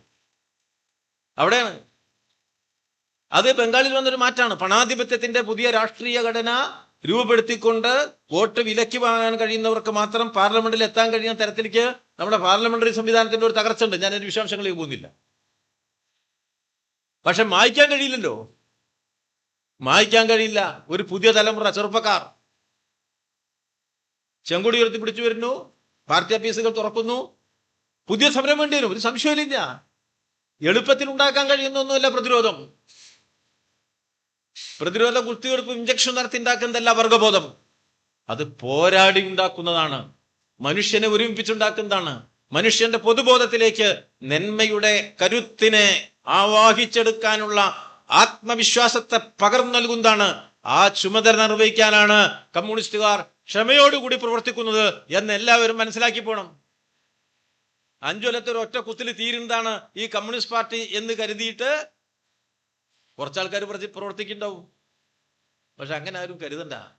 ഇതൊരു മഹത്തായ പ്രത്യയശാസ്ത്രം. മനുഷ്യനുണ്ടെങ്കിൽ അവന്റെ പ്രശ്നങ്ങൾ പരിഹരിക്കപ്പെട്ടില്ലെങ്കിൽ അവിടെ പോരാട്ടവും സമരവും ഉണ്ടാവില്ല എന്ന് കരുതണ്ട. ഇപ്പോൾ നടക്കില്ല ഇന്ത്യയിൽ. അവിടെ ജന്തർ മന്ദറിൽ മറ്റേ കോക്രോച്ച് വന്നല്ലോ. ജന്തർ മന്ദറിൽ കോക്രോച്ച് പാർട്ടിന്റെ സമരം നമ്മൾക്ക് പോയല്ലോ, എല്ലാവരും പോയിരുന്നു. അവിടെ പോവാത്ത ഒറ്റ ആളെ ഉണ്ടായിരുന്നുള്ളൂ. അതാരാ? അവിടെ പോവാത്തൊരു പാർട്ടി ഉണ്ടായിരുന്നു ഇന്ത്യയിൽ. അത് ഇന്ത്യയിലെ മുഖ്യ പ്രതിപക്ഷമായിരുന്നു. അവർ പോയിട്ടുണ്ടായിരുന്നില്ല.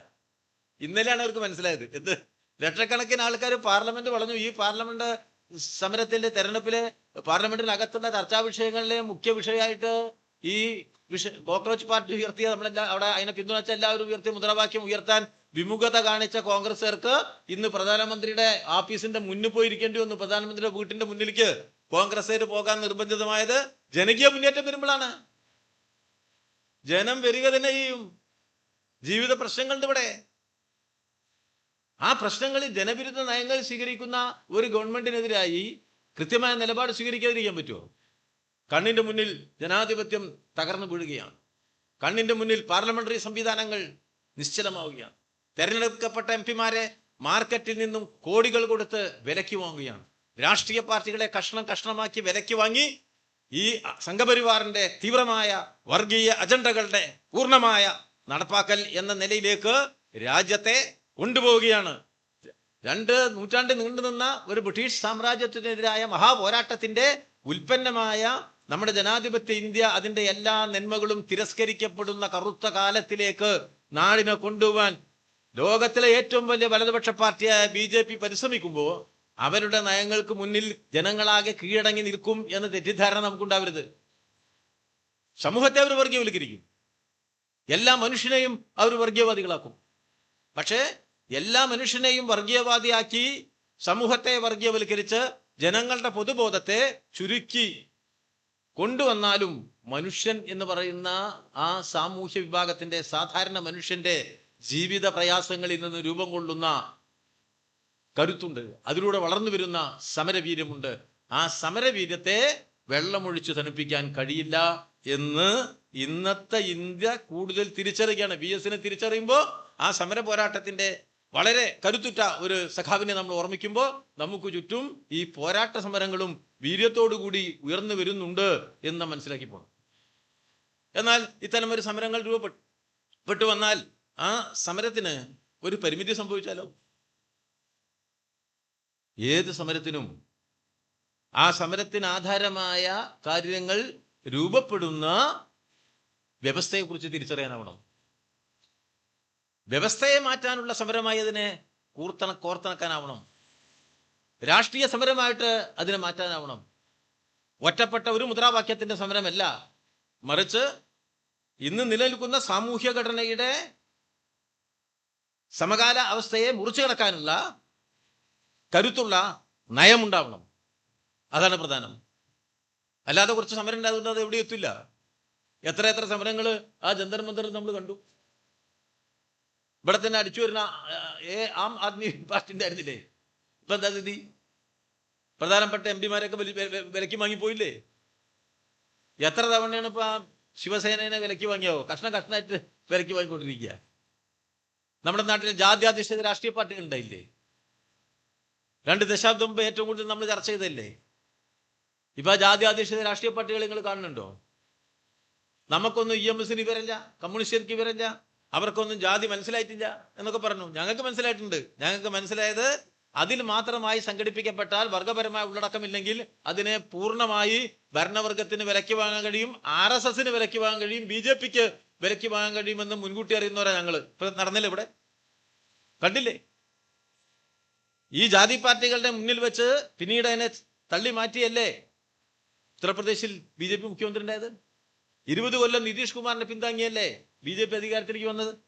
ആ മാർഗം സ്വീകരിച്ചല്ലേ BJP ഒറീസയിൽ അധികാരത്തിൽ വന്നത്? അതിനെ മറ്റൊരു രൂപത്തിൽ രൂപപ്പെടുത്തിയല്ലേ അവര് ബംഗാളില് അധികാരത്തിലേക്ക് വന്നിരിക്കുന്നത്? എങ്ങനെയാണ് ആസാമിലെ അസംബ്ലിയിലെ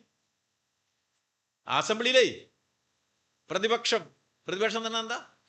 ഭരണപക്ഷമുണ്ട്, പ്രതിപക്ഷമുണ്ട് ഒരു അസംബ്ലിയില്. പക്ഷേ ഭരണപക്ഷം തന്നെ മുഴുവൻ ഹിന്ദുക്കള്, പ്രതിപക്ഷം തന്നാലോ 2 ആൾ ഒഴിച്ച് ബാക്കിയൊക്കെ മുസ്ലിം. ഇങ്ങനെ ഒരു സ്ഥലം ഇന്ത്യയിലുണ്ട്. മനസ്സിലായി നിങ്ങള്?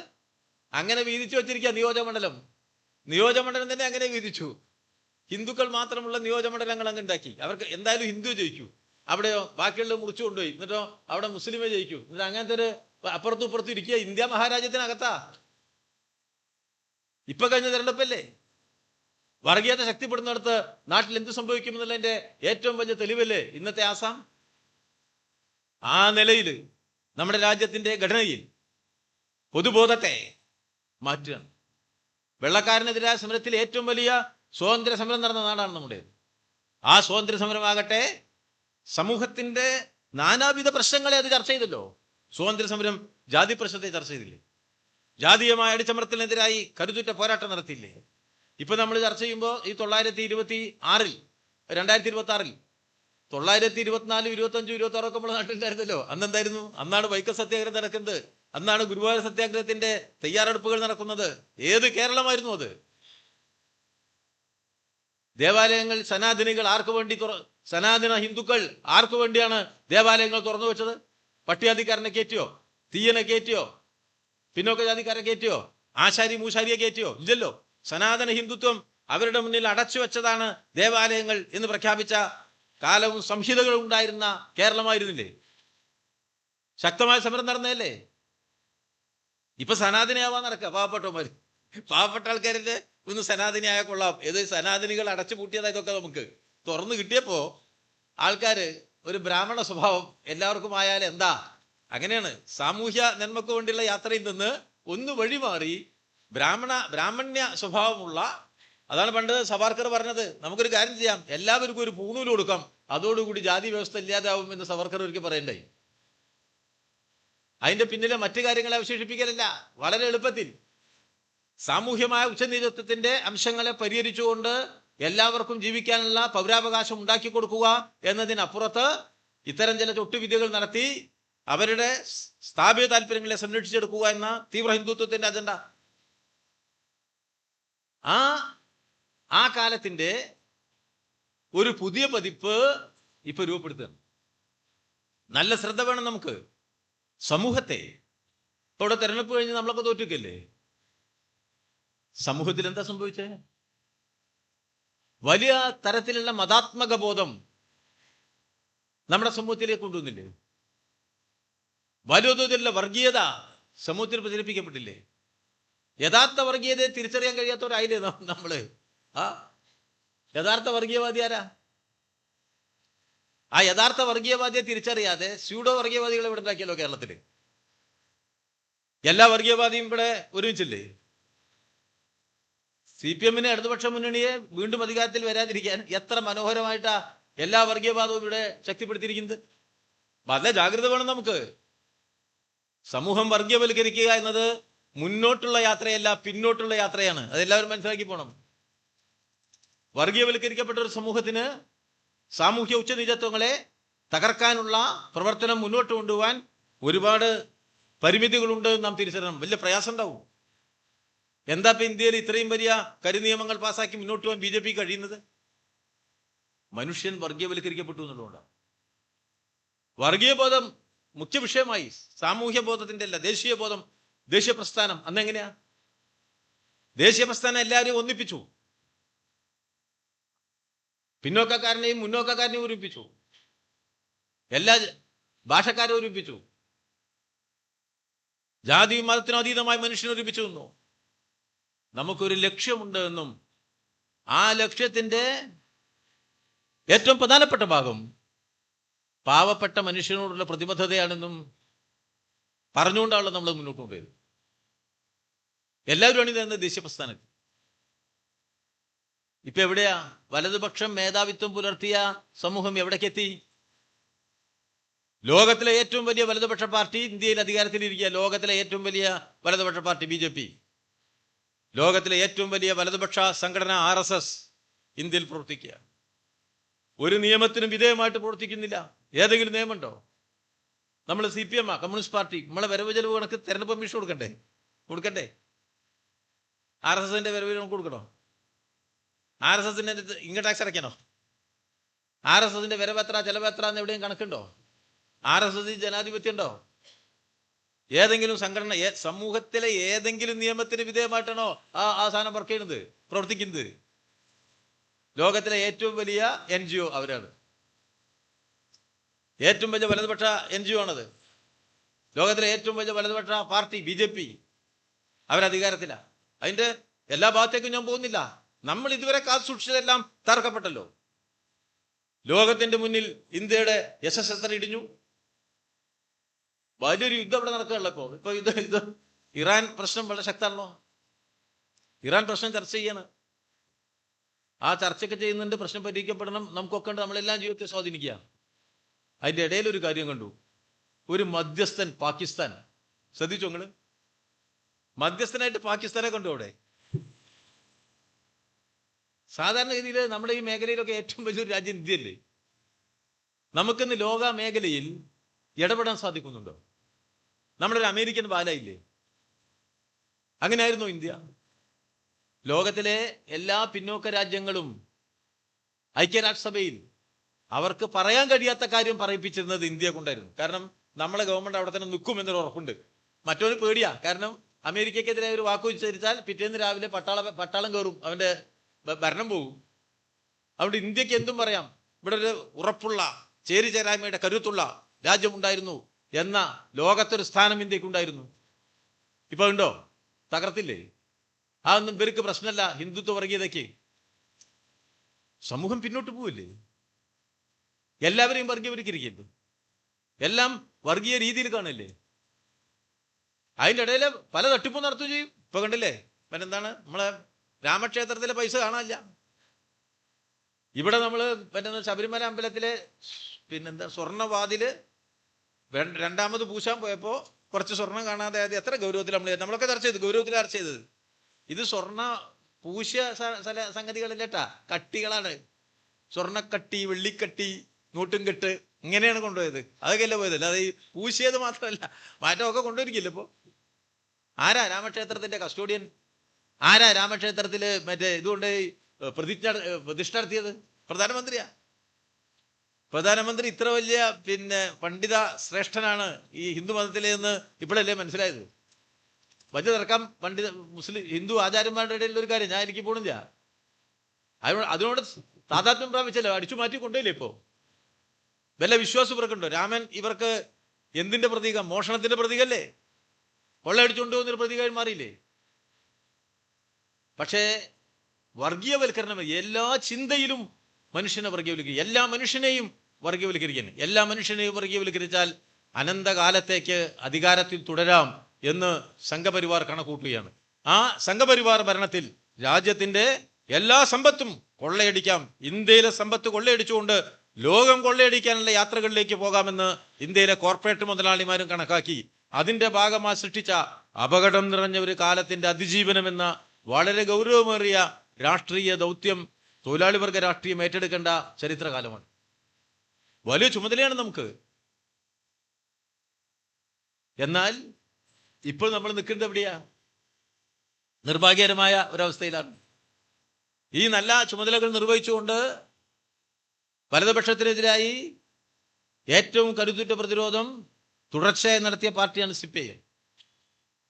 RSSനെ പ്രതിരോധിക്കാൻ ഞാൻ ആദ്യം പറഞ്ഞ ചരിത്ര സന്ദർഭങ്ങളിൽ മാത്രമല്ല, RSS അധികാരത്തിലേക്ക് വരാൻ ശ്രമിച്ച എല്ലാ ചരിത്രഘട്ടത്തിലും, ശക്തിപ്പെടാൻ ശ്രമിച്ച എല്ലാ ഘട്ടത്തിലും കൃത്യമായ നിലപാട് സ്വീകരിച്ചിട്ടുള്ള പാർട്ടിയാണ് CPI. വർഗീയത നമ്മുടെ സമൂഹത്തിൽ ശക്തിപ്പെടാതിരിക്കാൻ, അത് ഏതുതരം വർഗീയതയാലും അത് ആപത്താണ് എന്ന തിരിച്ചറിവോടുകൂടി ഒരു വർഗീയതയുമായും സന്ധി ചെയ്യാതിരുന്ന പാർട്ടിയാണ് നമ്മൾ. അതാണ് നമ്മുടെ പാർട്ടിയിലെ ഏറ്റവും വലിയ പ്രത്യേകത. 2 സീറ്റ് കിട്ടും, ചിലപ്പോൾ 5 കൊല്ലം ഭരിക്കും, അല്ലെങ്കിൽ 2 കൊല്ലം ഭരിക്കും. ഇതൊക്കെ ശരിയാ. ഒരു കാര്യം എല്ലാവരും മനസ്സിലാക്കിക്കൊള്ളണം, ഭരിച്ചതുകൊണ്ട് മാത്രം പാർട്ടി ശക്തിപ്പെടില്ല. നല്ല മാർക്സിസ്റ്റ് ലെനിനിസ്റ്റ് കാഴ്ചപ്പാടിലൂടെ ജനങ്ങൾക്കിടയിൽ പ്രവർത്തിക്കാനും ആ ജനങ്ങളുടെ പൊതുരാഷ്ട്രീയ ബോധത്തെ നല്ല നിലയിൽ വളർത്താനുള്ള ആശയസമരത്തിന് നേതൃത്വം നൽകാനും കമ്മ്യൂണിസ്റ്റ് പാർട്ടിക്ക് കഴിയണം. കമ്മ്യൂണിസ്റ്റ് പാർട്ടിയുടെ അംഗമാകട്ടെ നാം ജീവിക്കുന്ന സമൂഹത്തിന്റെ ചലനങ്ങളെക്കുറിച്ചുള്ള കൃത്യമായ ദാർശനിക അടിത്തറയും അതോടൊപ്പം സമൂഹത്തിന്റെ നടപ്പിലാക്കുന്ന സാമ്പത്തിക നയങ്ങളുടെ പ്രത്യേകതകളും തിരിച്ചറിയാൻ കഴിയണം. രാഷ്ട്രീയം എങ്ങനെ മുന്നോട്ട് പോകുന്നു എന്ന നല്ല ധാരണ, നല്ല രാഷ്ട്രീയ ധാരണ, നല്ല സാമൂഹ്യ ധാരണ, നല്ല സാമ്പത്തിക വീക്ഷണം, അതോടൊപ്പം കൃത്യമായ ദാർശനിക ഉള്ളടക്കത്തിന്റെ ഗരിമയിൽ സമൂഹത്തെ സംഘടിപ്പിക്കാനുള്ള മാതൃകാപരമായ ജീവിതം നയിക്കാനും കമ്മ്യൂണിസ്റ്റുകാരന് കഴിയുന്നിടത്തുനിന്നാണ് നമ്മളെ പാർട്ടി വളരുക എന്ന തിരിച്ചറിവ് എല്ലാ സന്ദർഭത്തിലും നമുക്കുണ്ടാവണമെന്നാണ് പാർട്ടി നമ്മളെ ഓർപ്പിച്ചുകൊണ്ടിരിക്കുന്നത്. ഏറ്റവും പ്രധാനപ്പെട്ട കാര്യം. അങ്ങനെ പ്രവർത്തിക്കുന്ന ഒരു കമ്മ്യൂണിസ്റ്റ് പാർട്ടിക്ക് ഈ ആപത് കാലത്തെ അതിജീവിക്കാൻ സാധിക്കൂ. ഇപ്പൊ എന്താ നടന്നിരിക്കുന്നത്? 10 കൊല്ലം ഇവിടെ ഇടതുപക്ഷം അധികാരത്തിലിരുന്നപ്പോൾ ആ ഇടതുപക്ഷം ഇന്ത്യയിൽ ലോകത്ത് സൃഷ്ടിച്ച മഹാമാതൃകകളുണ്ട്, വലിയ മാതൃകകളാണ്. അത് നമുക്കിപ്പോൾ ഗവൺമെന്റ് ഉണ്ടാകുമ്പോൾ മനസ്സിലായിട്ടില്ല. ഗവൺമെന്റ് ഉണ്ടായപ്പോൾ മനസ്സിലായോ? ഇല്ല. മിഞ്ഞാന്ന് ഞാൻ പേപ്പറിലൊരു വാർത്ത വെച്ചു. എന്താണ്? ഇന്ന് ലോകകപ്പ് ഫുട്ബോൾ ഉള്ളത് കൊണ്ട് കറണ്ട് കട്ട് ഉണ്ടാവുന്നതല്ല. മനസ്സിലായില്ലേ? ഇന്ന് ലോകകപ്പ് ഫുട്ബോളിന്റെ ഫൈനലിലുകൊണ്ട് കറണ്ട് കട്ട് ഉണ്ടാവില്ല എന്നല്ലേ പത്രവാർത്ത. പിണറായി അധികാരത്തിലിരിക്കുന്ന കാലത്താണ് വന്നെങ്കിൽ എന്താ അവിടെ സ്ഥിതി? പിടിച്ചു വെക്കാൻ പറ്റുമോ?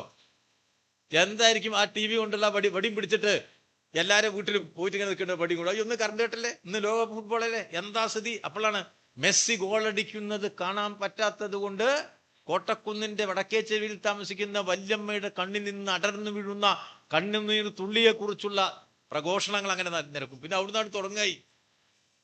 ഇതിപ്പോ വാർത്തയാ.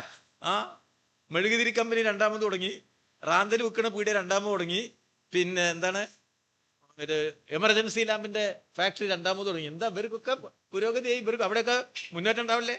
വന്നല്ലേ? എത്ര ദിവസം കൊണ്ടാണ് ഈ മാറ്റം? എത്ര ദിവസം കൊണ്ടാണ്? മറ്റെന്തായിരുന്നു ഇവിടെ? പെട്ടെന്ന് തോന്നില്ലേ മാറ്റം? ജനങ്ങൾക്ക് തിരിച്ചറിയാൻ പറ്റും.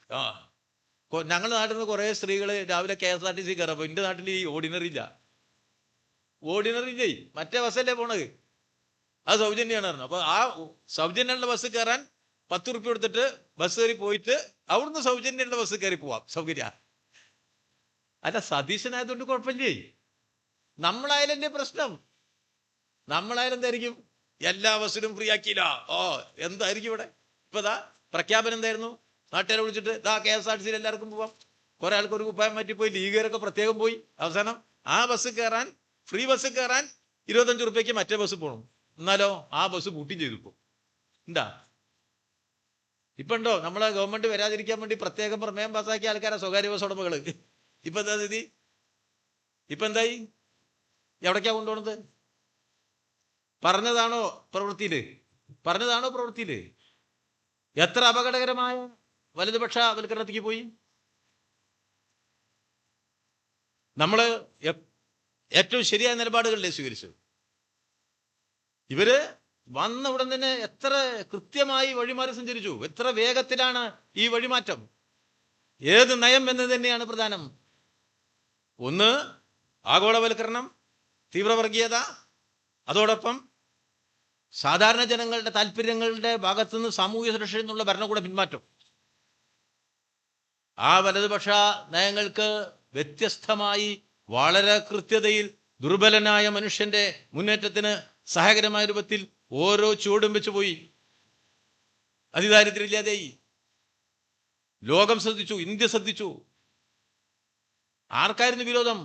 സ്ഥാപിത താല്പര്യങ്ങൾക്കായിരുന്നു. സ്ഥാപിത താല്പര്യങ്ങൾക്ക് വലിയ വിരോധമുണ്ടായി. എല്ലാ തീവ്രവർഗീയതയും അവരുടെ 1-ാം നമ്പർ ശത്രുവായിട്ട് ഇടതുപക്ഷത്തെ പ്രഖ്യാപിച്ചു. നമ്മളിവിടെയും പശു കാണിച്ചോ? ഇപ്പൊ വഖഫ് നിയമം BJP കൊണ്ടുവന്നു. ആ വഖഫ് ബോർഡിൽ മുസ്ലിങ്ങളല്ലാത്തവർ വേണം എന്ന് BJP നിർബന്ധിച്ചു.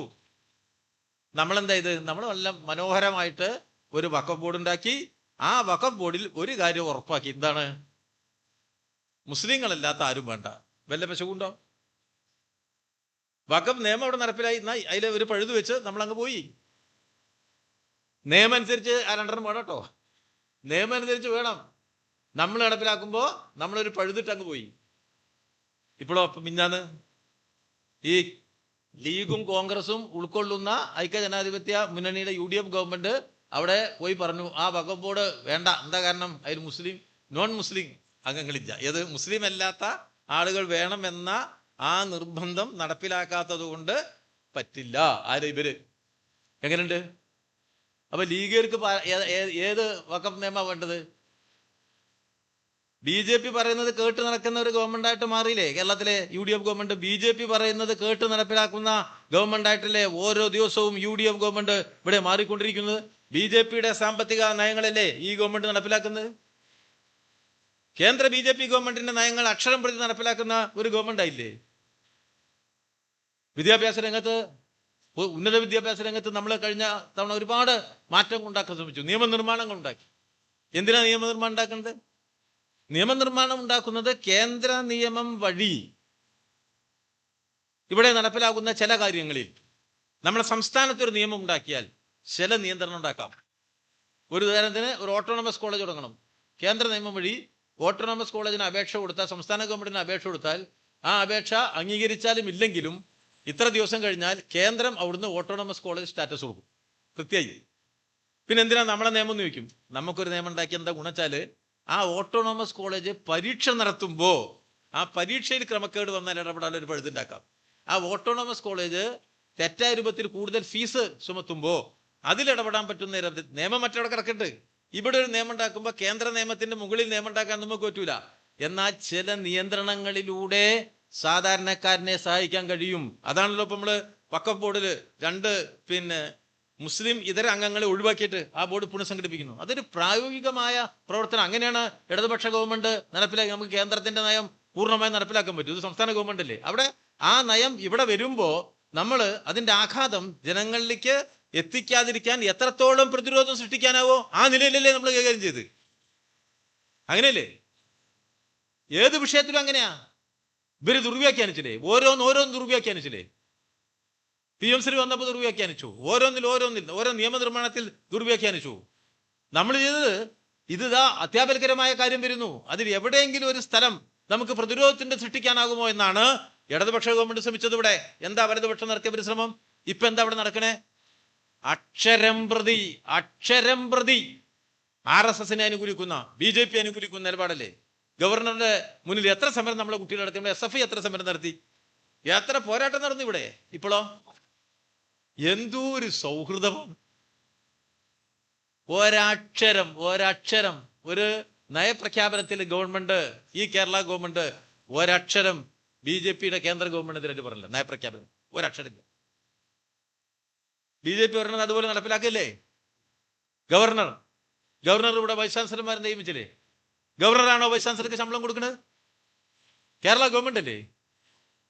കേരള ഗവൺമെന്റിന്റെ അവകാശമല്ലേ വൈസ് ചാൻസലർ നിയമിക്കാനുള്ള അവകാശം? കേരള ഗവൺമെന്റ് കൊടുക്കുന്ന പട്ടിക എന്നല്ലേ വൈസ് ചാൻസലർ നിയമിക്കുക? ഏത് പട്ടിക എന്നാ ഈ കേരള ഗവർണർ വൈസ് ചാൻസലർ നിയമിക്കുന്നത്? ആരും കൊടുത്ത പട്ടിക? സംസ്ഥാന ഗവൺമെന്റ് കൊടുത്ത പട്ടിക നിയമിക്കണ്ടേ? എവിടുന്ന് കിട്ടി ഈ പട്ടിക? സിൻഡിക്കേറ്റ് അംഗങ്ങളെ, സെനറ്റ് അംഗങ്ങളെ നിശ്ചയിക്കുമ്പോൾ സംസ്ഥാന ഗവൺമെന്റ് കൊടുക്കുന്ന പട്ടിക എന്നല്ലേ? ഇവർക്ക് പട്ടിക കിട്ടുന്നുണ്ടോ? ആരെ പട്ടിക എന്നാണ് ഈ ഗവർണർ RSS ഒന്നൊന്നായി നിയമിച്ചുകൊണ്ടിരിക്കുന്നത്? ഒരു ശബ്ദം മുടക്കാൻ കരുത്തുണ്ടോ? തെരഞ്ഞെടുക്കപ്പെട്ട ജനങ്ങൾ വോട്ട് നൽകി അധികാരത്തിലേക്ക് വന്നല്ലോ. അധികാരത്തിലേക്ക് വന്നാൽ കേന്ദ്ര BJP നയത്തിനെതിരായും ജനാധിപത്യത്തെ അട്ടിമറിക്കുന്ന ഗവർണറുടെ നിലപാടിനെതിരായും RSSകാരനെ പല സ്ഥാനങ്ങളിലേക്കും അങ്ങനെ വെച്ചുകൊണ്ടിരിക്കുന്ന ഈ ഗവർണർക്കെതിരായും ഒരു വാക്കുച്ചരിക്കാൻ എന്തുകൊണ്ടാണ് കേരളത്തിലെ UDF ഗവൺമെന്റിന് സാധിക്കാതെ പോകുന്നത്? ഒറ്റ കാര്യമുള്ളൂ. കാരണം BJPന്റെ വോട്ട് വാങ്ങിയിട്ടാണ് അധികാര കസേരയിൽ ഇരിക്കുന്നത്. അതാണ് കാര്യം. ആ വോട്ടിന്റെയും കൂടി ബലത്തിലാണ് അവിടെ കയറിയിരിക്കുന്നത്. അപ്പോ അവർക്കുള്ളത് കൊടുത്തേ പറ്റൂ. അതാണ് നമ്മളെ കേരളം നേരിടാൻ പോകുന്ന ഏറ്റവും വലിയ ആപത്ത്. അത് ഓരോ നയരൂപീകരണത്തിലും നമുക്ക് കാണാൻ കഴിയും. പ്രഖ്യാപിക്കുന്നതല്ലോ യാഥാർത്ഥ്യം. എന്തും പറയുന്ന മുഖ്യമന്ത്രിയാ. അത് മുഖ്യമന്ത്രിക്ക് അങ്ങനെ ഒരു ഗുണമുണ്ട് കേരളത്തില്. നല്ല നല്ല നിലയ്ക്കാ കാര്യങ്ങളുടെ കിടപ്പ്. എന്താ വെച്ചാൽ അദ്ദേഹം പറഞ്ഞു, ഇതാ കപ്പൽ നിർമ്മാണശാല തുടങ്ങാൻ പോണ്. കപ്പൽ നിർമ്മാണേ, ഞാനും വിചാരിച്ചു സതീശൻ വന്ന് 7ാമത്തെ ദിവസം ഒരു കപ്പൽ നിർമ്മാണശാല ഇവിടെ തുടങ്ങാൻ പോവാണെന്ന്. പിന്നെ മനസ്സിലായത് ഏത് ചില മാർക്കറ്റിലേ തോക്ക് കിട്ടും.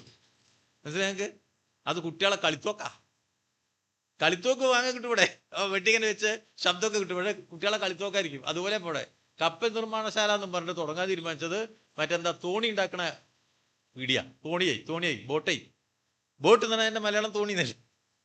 ആലോചിച്ച് നോക്കുകള്. ഒരു മടിയും കൂടാതെ ഇതോ വരുന്നു കപ്പൽ നിർമ്മാണശാല. അപ്പൊ കേരളം മുഴുവൻ, പടിഞ്ഞാറൻ തീരം മുഴുവൻ കപ്പൽ നിർമ്മാണശാല തുടങ്ങാൻ പോവാ.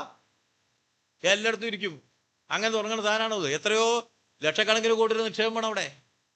ജനങ്ങളെ പറഞ്ഞു പറ്റിക്കല്ലേ. പിറ്റേ ദിവസം പറഞ്ഞു അത്രല്ല, ചെറുതായി പറ്റിക്കുക. എല്ലാ പ്രഖ്യാപനങ്ങളും ഈ ഒരു പറ്റിക്കലിന്റെ അംശം ചെയ്യും. അതിപ്പോ KSRTCയിലെ സബ്ജക്റ്റ് മുതൽ കപ്പൽ നിർമ്മാണശാല വരെ ഈ തരത്തിലാണ്. ലക്ഷ്യം എന്താ? ലക്ഷ്യം നമ്മുടെ കടൽ സമ്പത്തിനെ, തീരദേശത്തെ ചെറുകിട തുറമുഖങ്ങളെ ശതകോടീശ്വരന്മാരായ വൻകിട കോർപ്പറേറ്റുകൾക്ക് കൈമാറ്റം ചെയ്യുന്ന രാഷ്ട്രീയം. കേരളത്തെ വിൽപ്പനയ്ക്ക് വെക്കുകയാണ് കോർപ്പറേറ്റ് മുതലാളിക്ക്. കേരളത്തെ വിൽപ്പനയ്ക്ക് വെക്കാനുള്ള ചുവടുകളാണ് ഉണ്ടായിക്കൊണ്ടിരിക്കുന്നത്.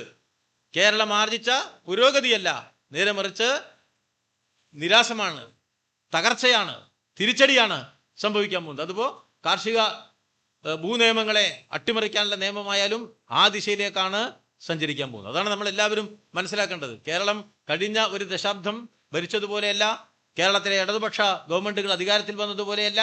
ആ കാലങ്ങളിലുണ്ടായ പാവപ്പെട്ട മനുഷ്യന്റെ നേട്ടങ്ങളുടെ തിരസ്കാരമാണ് സംഭവിക്കാൻ പോകുന്നത്. വലിയ അപകടകരമായ ഒരവസ്ഥയിലേക്ക് കേരളത്തെ കൊണ്ടുപോയി എത്തിച്ചിരിക്കും. അതുകൊണ്ട് ഇവിടുന്ന് നമ്മൾ മുറിച്ചു പോകണം, ഇല്ലെങ്കിൽ നമ്മൾ കുടുങ്ങിപ്പോവും. വലിയ മാധ്യമ പിന്തുണ ഇവർക്ക് കിട്ടും. കമ്മ്യൂണിസ്റ്റ് പാർട്ടിക്കെതിരായിട്ട് നമ്മളെ തോൽപ്പിക്കാൻ പ്രവർത്തിച്ച എല്ലാ മാധ്യമങ്ങളും ഇപ്പോൾ UDFനെ നന്നായിട്ട് പിന്തുണയ്ക്കും.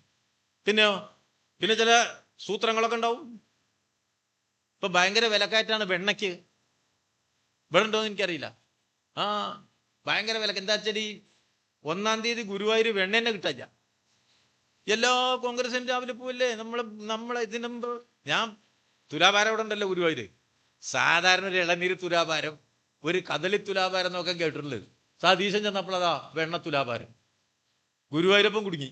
കാരണം വെച്ചാൽ വരുന്ന കോൺഗ്രസ്സുകാർ മുഴുവൻ 1-ാം തീയതി വെണ്ണയേറ്റ് വരികയല്ലേ. വെണ്ണ അധികം കഴിച്ചാൽ ബുദ്ധിമുട്ടില്ലേ. ആലോചിച്ച് നോക്കൂ. വെണ്ണ തുലാഭാരം. പിന്നെ വേറൊരു ഗുണമുണ്ടായി. വേറൊരു കോൺഗ്രസ് നേതാവ് മുളകൊണ്ടൊരു തുലാഭാരം നടത്തി. നല്ല മുളകൊണ്ട് തുലാഭാരം നടത്തിയിട്ട് അത് ആലോചിച്ച് നടത്തി തന്നെ കേട്ടോ. വെണ്ണ നടത്തുന്നത് എങ്ങനെയായിരിക്കും? മര്യാദക്കായിരിക്കും. മുളക് എടുത്തിയാലോ, അടുപ്പിലിട്ട് നിങ്ങൾക്ക് അറിയാലോ. ഒരു അപകട സൂചന ഉണ്ട്. ഞാൻ അറിഞ്ഞതാ. ഒരു മന്ത്രി വെണ്ണ, അടുത്ത മന്ത്രി മുളക്. അതാണ് ഒരു അസമാധാനം. അത്ര എളുപ്പമൊന്നും പോവില്ല കേട്ടോ. കോൺഗ്രസ് അല്ലേ പാർട്ടി. അതിലൊന്നും ഞങ്ങൾ കമ്മ്യൂണിസ്റ്റുകാർക്ക് യാതൊരു ആശങ്കയില്ല. ഇപ്പൊ കുറച്ച് ദിവസത്തെ ഇതൊക്കെ ഇവിടെ നടക്കും. ഈ ആളെ പറ്റിക്കലും മാധ്യമ പിന്തുണയും അതിന്റെ സഹായവും കൊണ്ടെന്ന് വെച്ച എല്ലാ നിക്ഷിപ്ത താല്പര്യത്തിനും കീഴടങ്ങാതെ ഈ ഗവൺമെന്റിന് നിൽക്കാൻ കഴിയില്ല. അത് ഹിന്ദു വർഗീയതയായാലും മുസ്ലിം വർഗീയതയായാലും മറ്റേത് വർഗീയതയായാലും എല്ലാ വർഗീയ ശക്തികൾക്കും കീഴടങ്ങിക്കൊണ്ടേ ഗവൺമെന്റിന് നിൽക്കാൻ കഴിയൂ. എല്ലാ സ്ഥാപിത താല്പര്യങ്ങൾക്കും കീഴടങ്ങിക്കൊണ്ടേ നിൽക്കാൻ കഴിയൂ. ഗവൺമെന്റ് സത്യപ്രതിജ്ഞ ചെയ്യുന്നതിന്റെ തലേദിവസം പിന്നെ കോഴിക്കോട്ടെ നമ്മളെ വിമാനത്താവളത്തില് സ്വർണം പിടിക്കുന്ന ഒരു സ്പെഷ്യൽ പോലീസ് കൊണ്ടായിരുന്നു. അതാണ്ട് പിരിച്ചു വിട്ടു. തെരഞ്ഞെടുപ്പിന്റെ സത്യപ്രതിജ്ഞ ചെയ്തിട്ടില്ല, തലേന്ന് സ്വർണം പിടിക്കുന്ന പ്രത്യേക സ്ക്വാഡിനെ പിരിച്ചുവിട്ട് കളഞ്ഞല്ലോ. എന്തേ? ഏത് സ്ഥാപിത താല്പര്യത്തെ? അപ്പൊ എല്ലാ സ്ഥാപിത താല്പര്യങ്ങൾക്കും കീഴ്പ്പെട്ടുകൊണ്ട് ഈ ഗവൺമെന്റിന് പോകാൻ കഴിയും. ജനങ്ങൾക്കുള്ള ഒരവകാശവും നൽകാൻ കഴിയില്ല. ഇടതുപക്ഷ ഗവൺമെന്റ് നടപ്പിലാക്കിയ പല സാമൂഹിക സുരക്ഷാ നിയമങ്ങളുടെയും പിന്മാറ്റ, ആ നിയമങ്ങളിൽ നിന്നുള്ള പിന്മാറ്റ ബഡ്ജറ്റിലേക്ക് നോക്കിയാൽ, ബഡ്ജറ്റിലെ പണ നിക്ഷേപങ്ങളിലേക്ക് നോക്കിയാൽ കാണാൻ കഴിയും. എല്ലാം വെട്ടിക്കുറച്ചിരിക്കുകയാണ്. സാമൂഹ്യ സുരക്ഷാ മേഖലയിലേക്കുള്ള സഹായം ധനം മുഴുവൻ വെട്ടി അങ്ങ് കുറച്ചു. പഞ്ചായത്തുകളുടെ വികസനത്തിന് വേണ്ടിയുള്ള പൈസ മുഴുവൻ വെട്ടിക്കുറച്ചു. ഗവൺമെന്റ്, നമ്മളെ ഗവൺമെന്റിന്റെ കാലത്ത് മികച്ച സാമ്പത്തിക ആസൂത്രണ വൈഭവം കാണിച്ചതാണ്. ഏറ്റവും മികച്ച നികുതി നമ്മൾ ഉപയോഗിച്ചത് അടിസ്ഥാന സൗകര്യ വിപുലീകരണത്തിനാണ്. കിഫ്ബി എന്ന് പറഞ്ഞാൽ എന്താ? പെട്രോൾ നികുതിയാണ്. കിഫ്ബി എന്ന് പറഞ്ഞാൽ എന്താ? മദ്യത്തിൽ നിന്നുള്ള നികുതിയാണ്. ഏറ്റവും മികച്ച നികുതി, ഏറ്റവും കൃത്യമായി കിട്ടുന്ന നികുതി തിരിച്ചടവായി ചെല്ലും എന്നുള്ളത് കൊണ്ടാണ് കിഫ്ബിക്ക് വേണ്ടി പതിനായിരക്കണക്കിന് കോടി റുപ്യ നിക്ഷേപിക്കാൻ നമുക്ക് കടം കിട്ടുന്നത്. അപ്പോൾ വരുമാനം കൃത്യമായി അടിസ്ഥാന സൗകര്യ വിപുലീകരണത്തിന്, വരുമാനത്തിന്റെ മികച്ച വിഹിതം സാമൂഹ്യ സുരക്ഷയ്ക്ക് എന്ന ഏറ്റവും ശരിയായ വീക്ഷണമാണ് ഇടതുപക്ഷ മുന്നണി ഗവൺമെന്റ് നടപ്പിലാക്കിയത്. അതുകൊണ്ടാണ് നമുക്ക് വലിയ അടിസ്ഥാന സൗകര്യ വിപുലീകരണവും മുന്നേറ്റവും നടത്താനായത്, ദേശീയപാതകൾ ഉണ്ടാക്കാനായത്, സ്കൂൾ കെട്ടിടങ്ങൾ സ്ഥാപിക്കാനായത്, വലിയ പാലങ്ങൾ നിർമ്മിക്കാനായത്. ആ മേഖലയിലേക്ക് നീക്കിവെച്ചിരുന്ന പണം മുഴുവൻ അഴിമതിയുടെ മേഖലയിലേക്ക് വഴിതിരിച്ചുവിടാനാണ് കിഫ്ബി പൊളിക്കണം എന്ന് തീരുമാനിക്കുന്നത്. കിഫ്ബി പൊളിക്കണം തീരുമാനിക്കുമ്പോൾ ഇവർക്ക് കൊള്ളയടിക്കാനുള്ള പണം കണ്ടെത്താനാകുമെന്നുള്ളതാണ്. ഇപ്പൊ പറ്റില്ല. നല്ല നിലയ്ക്ക് നമ്മളങ്ങനെ വാതിലുകൾ അടച്ചുപൂട്ടിയിട്ടുണ്ട്. അഴിമതിയുടെ വാതിലുകൾ അടച്ചുപൂട്ടിയതാണ് ഇടതുപക്ഷ ഗവൺമെന്റിന്റെ ധനവിനിയോഗം. സാമൂഹ്യ നന്മയ്ക്ക് വേണ്ടിയുള്ളതാണത്. അത് മുഴുവൻ കീഴ്മേൽ മറിക്കുന്ന ഒരു കാലം, അവസ്ഥയാണ് ഇപ്പൊ വന്നു ചേർന്നിരിക്കുന്നത്. അങ്ങനെയുള്ള ഒരു ഗവൺമെന്റിന് ഏതെല്ലാം സ്ഥാപിത താല്പര്യങ്ങളോട് കീഴ്പ്പെടേണ്ടി വരും. അതുകൊണ്ട് ഞങ്ങൾ അങ്ങനെ ഭയപ്പെടുന്നൊന്നുമില്ല. അവർ ഒരു വലതുപക്ഷ ഗവൺമെന്റ് ഇവിടെ വന്നിരിക്കുന്നു. ഏറ്റവും അപകടം നിറഞ്ഞ ഒരു വലതുപക്ഷ ഗവൺമെന്റ് വന്നിരിക്കുന്നു. എല്ലാ വലതുപക്ഷത്തോടും കീഴ്പ്പെടുന്ന, എല്ലാ സ്ഥാപിത താല്പര്യത്തോടും കീഴ്പ്പെടുന്ന, എല്ലാ വർഗീയതയോടും കീഴ്പ്പെടുന്ന ഒരു ഗവൺമെന്റ് കേരളത്തിൽ അധികാരത്തിലിരിക്കുന്നു. ഈ ഗവൺമെന്റിന് സമൂഹത്തിന് വേണ്ടി പ്രവർത്തിക്കാനാവോ? ഈ ഗവൺമെന്റിന് സാധാരണക്കാരന് വേണ്ടി പ്രവർത്തിക്കാൻ സാധിക്കുമോ? ഈ ഗവൺമെന്റിന്റെ ഏതെങ്കിലും അജണ്ടകളിൽ സാധാരണക്കാരന്റെ ജീവിത വിഷയങ്ങൾ ഉണ്ടാവുമോ? ഇടതുപക്ഷ ഗവൺമെന്റിന് പൂർത്തീകരിക്കാൻ കഴിയാത്ത ഒരുപാട് കാര്യങ്ങൾ നല്ല ലക്ഷ്യം വെച്ചുകൊണ്ട് നമ്മൾ നടത്തണമെന്ന് തീരുമാനിച്ചതാണ്. പക്ഷേ നമുക്ക് തെരഞ്ഞെടുപ്പ് ജയിക്കാൻ കഴിഞ്ഞില്ല. കാരണം എന്താ? അതിൽ വലിയ വലതുപക്ഷ സ്വാധീനം ഇതിനു മുമ്പും കേരളത്തിൽ ഉണ്ടായിട്ടുണ്ടല്ലോ. നന്നായി തോറ്റ തെരഞ്ഞെടുപ്പുകളില്ലേ? 977 തെരഞ്ഞെടുപ്പില്ലേ? ഗംഭീരമായി തോറ്റയില്ലേ? 2001 തെരഞ്ഞെടുപ്പില്ലേ? നന്നായി തോറ്റയില്ലേ? തെരഞ്ഞെടുപ്പിൽ എല്ലാ കാലത്തും, എല്ലാ തെരഞ്ഞെടുപ്പിലും, എല്ലായ്പ്പോഴും കമ്മ്യൂണിസ്റ്റ് പാർട്ടി ജയിക്കും എന്ന് വിശ്വസിച്ചാൽ ഈ സാമൂഹ്യ വ്യവസ്ഥയുടെ പോരെ? ഇതന്നെ പോരെ? പിന്നെന്തിനാ സാമൂഹ്യ മാറ്റം? പിന്നെന്തിനാ ജനാധിപത്യ മുന്നേറ്റങ്ങൾ, സമരങ്ങൾ? അത് അസാധ്യമായ കാര്യമാണ്, ഒരു സംശയമില്ല. അത് അസാധ്യമായതുകൊണ്ട് ഞങ്ങൾ കഴിഞ്ഞ തെരഞ്ഞെടുപ്പിൽ മത്സരിച്ചത് തോൽക്കാനാണ് എന്നല്ല, ഞങ്ങൾ നോക്കിയത് ജയിക്കാൻ തന്നെയാ. അതിപ്പോ അങ്ങനെ പറഞ്ഞിട്ട് തടിയെടുക്കാൻ വേണ്ടിയിട്ട് ഞാൻ വന്ന് പ്രസംഗിച്ചു. ഏത് എല്ലാ തെരഞ്ഞെടുപ്പും നമ്മൾ ജയിക്കൂല, അതുകൊണ്ടൊരു തെരഞ്ഞെടുപ്പ് തോറ്റോട്ടെ, അതൊന്നുമല്ല. ശ്രമമൊക്കെ നമ്മൾ നടത്തി നോക്കി. പക്ഷേ നമ്മൾ എതിരാളികൾ ഒരുമിച്ച് ശക്തമായ പ്രചരണങ്ങളൊക്കെ നടത്തി വന്നപ്പോൾ നമ്മുടെ ചെറിയ കുറവുകൾ നന്നായിട്ട് വലുതായിട്ട് സമൂഹത്തിൽ വന്നു. നമ്മുടെ ചെറിയ കുറവും അപ്പോൾ വലുതാക്കാൻ പറ്റുമല്ലോ, അങ്ങനെയല്ലേ? അത് സാധിക്കും. ഇപ്പോ നമ്മളിങ്ങനെ അധികാരത്തിലിരിക്കുന്ന ഒരു പാർട്ടിയില് ചില അല്പന്മാരും വന്നു വിടൂലേ? അധികാരത്തിലേക്ക് കയറിയ കമ്മ്യൂണിസ്റ്റ് പാർട്ടി നല്ലൊരു പാർട്ടിയാണ്, വിപ്ലവ VS-ന്റെ പാർട്ടിയാണ്, EMS-ന്റെ പാർട്ടിയാണ്, AKജിയുടെ പാർട്ടിയാണ്, സമര പോരാളികളുടെ പാർട്ടിയാണ്, രക്തസാക്ഷികളുടെ പാർട്ടിയാണ്. ആ കണ്ണൂർ ജില്ലാ കമ്മിറ്റി ഓഫീസിലേക്ക് ഇങ്ങനെ വരുമ്പോ എത്ര രക്തസാക്ഷികളുടെ പേരാണ് അവിടെ ആലേഖനം ചെയ്തിരിക്കുന്നത്. സാമൂഹ്യ മാറ്റത്തിന് വേണ്ടിയുള്ള പോരാട്ടത്തിൽ മരിച്ചു വീണ ധീരന്മാരായ രക്തസാക്ഷികളുടെ പേരാലേഖനം ചെയ്ത കണ്ണൂർ ജില്ലാ കമ്മിറ്റി ഓഫീസിലേക്ക് കടന്നു വരുമ്പോഴാണ് ആ പയ്യന്നൂരും നമ്മുടെ ഇവിടെ എന്താ ആ തളിപ്പറമ്പിലൊക്കെ ഇപ്പൊ ജയിച്ച ചങ്ങാമാരുണ്ടല്ലോ, ഇവരൊക്കെ ഈ കണ്ണൂരിലെ കമ്മ്യൂണിസ്റ്റ് പാർട്ടിയാണ് എന്ന ചരിത്രത്തിലെ ഏറ്റവും വലിയ അപമാനം കൂടി നമുക്ക് പേറേണ്ടി വരുന്നത് എന്നുകൂടി മനസ്സിലാക്കി പോകണം. അതൊരു വസ്തുതയാണ്. ഇത് രണ്ടും നടക്കൂട്ടോ, രണ്ടും നടക്കും. ആ എപ്പോഴും ജാഗ്രത വേണം, നമുക്ക് നല്ല ജാഗ്രത വേണം. നമ്മളാകട്ടെ ബേജാറായിട്ട് ഇതാ പോയല്ലോ, സുധാകരൻ അവിടെ ജയിച്ചില്ലേ, സുധാകരൻ അവിടെ ജയിച്ചു. ഇപ്പോൾ ഇന്ന് പാലോളിനോട് ചോദിക്കണം, സുധാകരൻ ജയിച്ചില്ലേ, അപ്പൊ സുധാകരന്റെ രാഷ്ട്രീയം ശരി, മറ്റോൻ ജയിച്ചില്ലേ, അപ്പൊ അവന്റെ രാഷ്ട്രീയം ശരി. അങ്ങനെ പലരും പണ്ടും ജയിച്ചിട്ടുണ്ട്. കാരണം അപ്പുറത്ത് നയിക്കുന്നതാ, ഒറ്റയ്ക്ക് നയിക്കോ? ഒറ്റയ്ക്ക് നയിക്കോ? അത് അങ്ങേ മുന്നണിയിൽ ചേരാതെ ഇവരാരെങ്കിലും ജയിക്കോ? ഈ ജയിച്ച ആൾക്കാരെങ്കിലും അങ്ങേ മുന്നണിയിൽ ചേരാതെ ഒറ്റയ്ക്ക് അവൻ ജയിക്കോ? അവരാരെങ്കിലും ജയിക്കോ? അവരെ ജയിക്കാനിട ഇതിൽ നമ്മളെ വല്ല അപകടം സംഭവിച്ചോ വേറെ പരിശോധിക്കണോ? അതൊക്കെ ഞങ്ങൾ പരിശോധിക്കണ്ടേ? വേറെ അതൊക്കെ പരിശോധിക്കായിരിക്കുമോ പാർട്ടി? ഇത് കമ്മ്യൂണിസ്റ്റ് പാർട്ടിയല്ലേ? ഒരു പരാജയം ഉണ്ടായാൽ നാനാവിധമായ കാര്യങ്ങളെ പരിശോധിക്കും. രാഷ്ട്രീയമായ കാര്യങ്ങളെ, ആശയപരമായ കാര്യങ്ങളെ, സാമൂഹ്യപരമായ കാര്യങ്ങളെ, പിന്നെ സംഘടനാപരമായ കാര്യങ്ങളെ, അതോടൊപ്പം വ്യക്തിപരമായ പരിമിതികൾ ഞങ്ങൾക്കെല്ലാം സംഭവിച്ചോ എന്നതുകൂടി പരിശോധിക്കുന്ന തുറന്ന സമീപനമുള്ള പാർട്ടിയാണ് കമ്മ്യൂണിസ്റ്റ് പാർട്ടി. അതുകൊണ്ട് തന്നെയാണ് പാർട്ടി ഒരു തെരഞ്ഞെടുപ്പ് തിരിച്ചടിയുടെ പശ്ചാത്തലത്തിൽ അതിന്റെ ആഴം, ആ ആഘാതത്തിന്റെ പരിക്ക് എങ്ങനെ വന്നു എന്നൊക്കെ നന്നായിട്ട് പരിശോധിച്ചുകൊണ്ടിരിക്കുകയാണ്. ആ പരിശോധനകൾ തോറ്റ് പിന്മാറാനുള്ളതല്ല, തിരിച്ചു പോരാടാനുള്ളതാണ് എന്നുകൂടി എല്ലാവരും ഓർത്തു വെക്കണമെന്ന് ഞാൻ വിനയപൂർവ്വം അഭ്യർത്ഥിക്കുകയാണ്. ഇവരൊക്കെ ഇപ്പൊ കരുതുന്ന കാര്യങ്ങൾ ഇവര് കരുതുന്നെന്താ? ഒരു 3 ആണ്ടുപോയി, അവിടെ തോറ്റുപോയി, ഇവിടെ തോറ്റുപോയി, ഭൂരിപക്ഷം അത്ര കിട്ടി, ഇവിടെ എത്ര കുറഞ്ഞു, അത് നേതാവിന്റെ ഫോട്ടോ വെച്ചപ്പോൾ തെറ്റിപ്പോയി, മറ്റത് അങ്ങോട്ട് പോയി, ഇങ്ങനെ ഒരുപാട് കഥകളാണ്. ചിലത് ശരിയുണ്ടാവും, കൂടുതൽ കാര്യങ്ങൾ തെറ്റാണ്. പക്ഷെ ഒരു കാര്യം ഈ പാർട്ടി എപ്പോഴും ഉറപ്പിച്ചു പറയും, ഞങ്ങൾ ഒരു സംശയമില്ല, ഈ സമൂഹത്തിലെ അടിത്തട്ടിൽ കിടക്കുന്ന മനുഷ്യനോടുള്ള കൂറ് അചഞ്ചലമായി CPIM ഉയർത്തിപ്പിടിക്കും എന്ന കാര്യത്തിൽ ആർക്കും സംശയം ഉണ്ടാവണ്ട. എത്ര വലുപ്പമുണ്ട്, എത്ര MLA ഉണ്ട്, എത്ര സീറ്റ് ഉണ്ട്, ഇതിന്റെ മറ്റേത് തരത്തിലാണ് ഇത് പോവുക എന്നൊക്കെ വെച്ച് ആശങ്കപ്പെട്ടിരിക്കുകയല്ല കമ്മ്യൂണിസ്റ്റ് പാർട്ടി. അങ്ങനെ ആശങ്കപ്പെടാനുള്ള ഒരു സമയവുമല്ല ഇത്. പാർട്ടിയെ നിലനിർത്തണം. എല്ലാ ചിന്തയിലും, എല്ലാ പരിശോധനയിലും, എല്ലാ തരത്തിലുള്ള വിശകലനങ്ങളിലും ഒരു കാര്യം ഉറപ്പാക്കണം. ആ ഉറപ്പാക്കേണ്ട കാര്യം നമുക്കൊരു പാർട്ടി ഉണ്ടാവണമെന്നാണ്. ഞങ്ങൾക്കൊരു കമ്മ്യൂണിസ്റ്റ് പാർട്ടി ഉണ്ടാവണം. ആ കമ്മ്യൂണിസ്റ്റ് പാർട്ടിയുടെ കരുത്തിലാണ് നമ്മളെല്ലാം ഇവിടെ നിൽക്കുന്നത്. എല്ലാവരും കമ്മ്യൂണിസ്റ്റ് പാർട്ടിക്ക് ഒപ്പം നിൽക്കുക എന്നതാണ് പ്രധാനം. കമ്മ്യൂണിസ്റ്റ് പാർട്ടിയുടെ നയങ്ങളിൽ, അതിന്റെ പ്രയോഗത്തിൽ വരുന്ന പരിമിതികളെ തിരുത്താനുള്ള തുറന്ന മനസ്സുള്ള പാർട്ടിയാണ് കമ്മ്യൂണിസ്റ്റ് പാർട്ടി. ഒരു സംശയം ഉണ്ടാവേണ്ട കാര്യമില്ല. അതിൽ നേതൃത്വം മുതൽ താഴെത്തട്ടിലുള്ളവർ എല്ലാവരും അത് സ്വയം പരിശോധിക്കുന്നുണ്ട്, സ്വയം വിമർശനം നടത്തുന്നുണ്ട്. ഞങ്ങളുടെ തോൽവി ഏതെങ്കിലും പ്രാദേശിക സഖാവിന്റെ ഒറ്റപ്പെട്ട പരിമിതി കൊണ്ട് സംഭവിച്ചാണോ? തോൽവി എല്ലാവരുടേതും കൂടിയാണ്. നേതൃത്വത്തിലിരിക്കുന്ന സഖാക്കൾക്ക് ഈ തോൽവി വേണ്ടത്ര മനസ്സിലാക്കാൻ കഴിഞ്ഞിട്ടുണ്ടാവില്ലോ. അവിടുന്ന് കണ്ട് താഴോട്ട് വരെ സംഭവിച്ചിട്ടുണ്ടാവില്ലോ. പരിമിതികൾ എന്നത് ഒരു വ്യക്തിക്ക് സംഭവിക്കുന്നതല്ല. പരിമിതികൾ ഒരു കാലം കമ്മ്യൂണിസ്റ്റ് പാർട്ടിക്ക് ഏൽപ്പിച്ച പരിമിതിയാണ്. ഞാൻ ആദ്യം സൂചിപ്പിച്ചതുപോലെ ഒരു കമ്മ്യൂണിസ്റ്റ് പാർട്ടി എന്ന് പറയുമ്പോൾ അതിലെ പാർട്ടി അംഗങ്ങൾക്ക് വളരെ പ്രാധാന്യമുണ്ട്. ആ പാർട്ടി അംഗങ്ങളിലൂടെയാണ് ജനങ്ങളിലേക്ക് കമ്മ്യൂണിസ്റ്റ് പാർട്ടി പോകുന്നത്. ജനങ്ങളെ ആകർഷിക്കാൻ കഴിയുന്ന പാർട്ടി അംഗങ്ങൾ ഉണ്ടാകുമ്പോഴാണ് കമ്മ്യൂണിസ്റ്റ് പാർട്ടിയായി അതിന്റെ രാഷ്ട്രീയ ചുമതല നിർവഹിക്കാൻ കഴിയുക. ജനങ്ങളെ ആകർഷിക്കുന്ന പാർട്ടി അംഗം എന്നതാണ്. ജനങ്ങളെ ആകർഷിക്കുന്ന പാർട്ടി അംഗം എന്ന് പറയുമ്പോൾ ആ പാർട്ടി അംഗത്തിന് പ്രാഥമികമായ ദാർശനിക ഉള്ളടക്കം ഉണ്ടാവണം. ഞാൻ നേരത്തെ പറഞ്ഞു, ആ പാർട്ടി അംഗത്തിന് നമ്മുടെ സമൂഹഘടനയെക്കുറിച്ചുള്ള വ്യക്തത ഉണ്ടാവണം. ആ പാർട്ടി അംഗത്തിന് സമൂഹത്തിന്റെ സാമ്പത്തിക ചലനങ്ങളും നയങ്ങളും ഭരണവർഗ നയങ്ങളും കൃത്യമായി വിശകലനം ചെയ്യാനാവണം. ആ പാർട്ടി അംഗത്തിന് ജനങ്ങളുമായി നല്ല ബന്ധമുണ്ടാവണം. ജനങ്ങളുടെ മുന്നിൽ മാതൃകാപരമായ ജീവിതവും ജീവിതചര്യകളും ഉണ്ടാക്കിയെടുക്കാനാവണം. തൻ്റെ സാമൂഹ്യമായ ഉള്ളടക്കത്തെ മെച്ചപ്പെടുത്താനല്ല, തൻ്റെ ജീവിതത്തെ മെച്ചപ്പെടുത്താനല്ല, സമൂഹത്തെ മാറ്റമുണ്ടാക്കി സമൂഹത്തെ മാറ്റുന്നതിന് വേണ്ടിയുള്ള പ്രവർത്തനത്തിൽ ജനങ്ങളെ സംഘടിപ്പിക്കാനാണ് കമ്മ്യൂണിസ്റ്റുകാരൻ പ്രവർത്തിക്കേണ്ടത്, കമ്മ്യൂണിസ്റ്റ് പാർട്ടി അംഗങ്ങൾ പ്രവർത്തിക്കേണ്ടത്. ആ നിലയിൽ പ്രവർത്തിക്കുന്ന കമ്മ്യൂണിസ്റ്റ് പാർട്ടി അംഗങ്ങളായി നമ്മുടെ പാർട്ടിയിലെ അംഗങ്ങളെ മാറ്റുക എന്നത് അതിപ്രധാനമാണ്. അവർക്ക് നേതൃത്വം നൽകാൻ നമ്മുടെ സാമൂഹിക ചുറ്റുപാടുകളെ ശരിയായ രൂപത്തിൽ വിശകലനം ചെയ്തുകൊണ്ട് ശരിയായ രാഷ്ട്രീയ തീരുമാനങ്ങൾ എടുക്കാൻ പ്രാപ്തിയുള്ള നേതൃത്വമാവണം.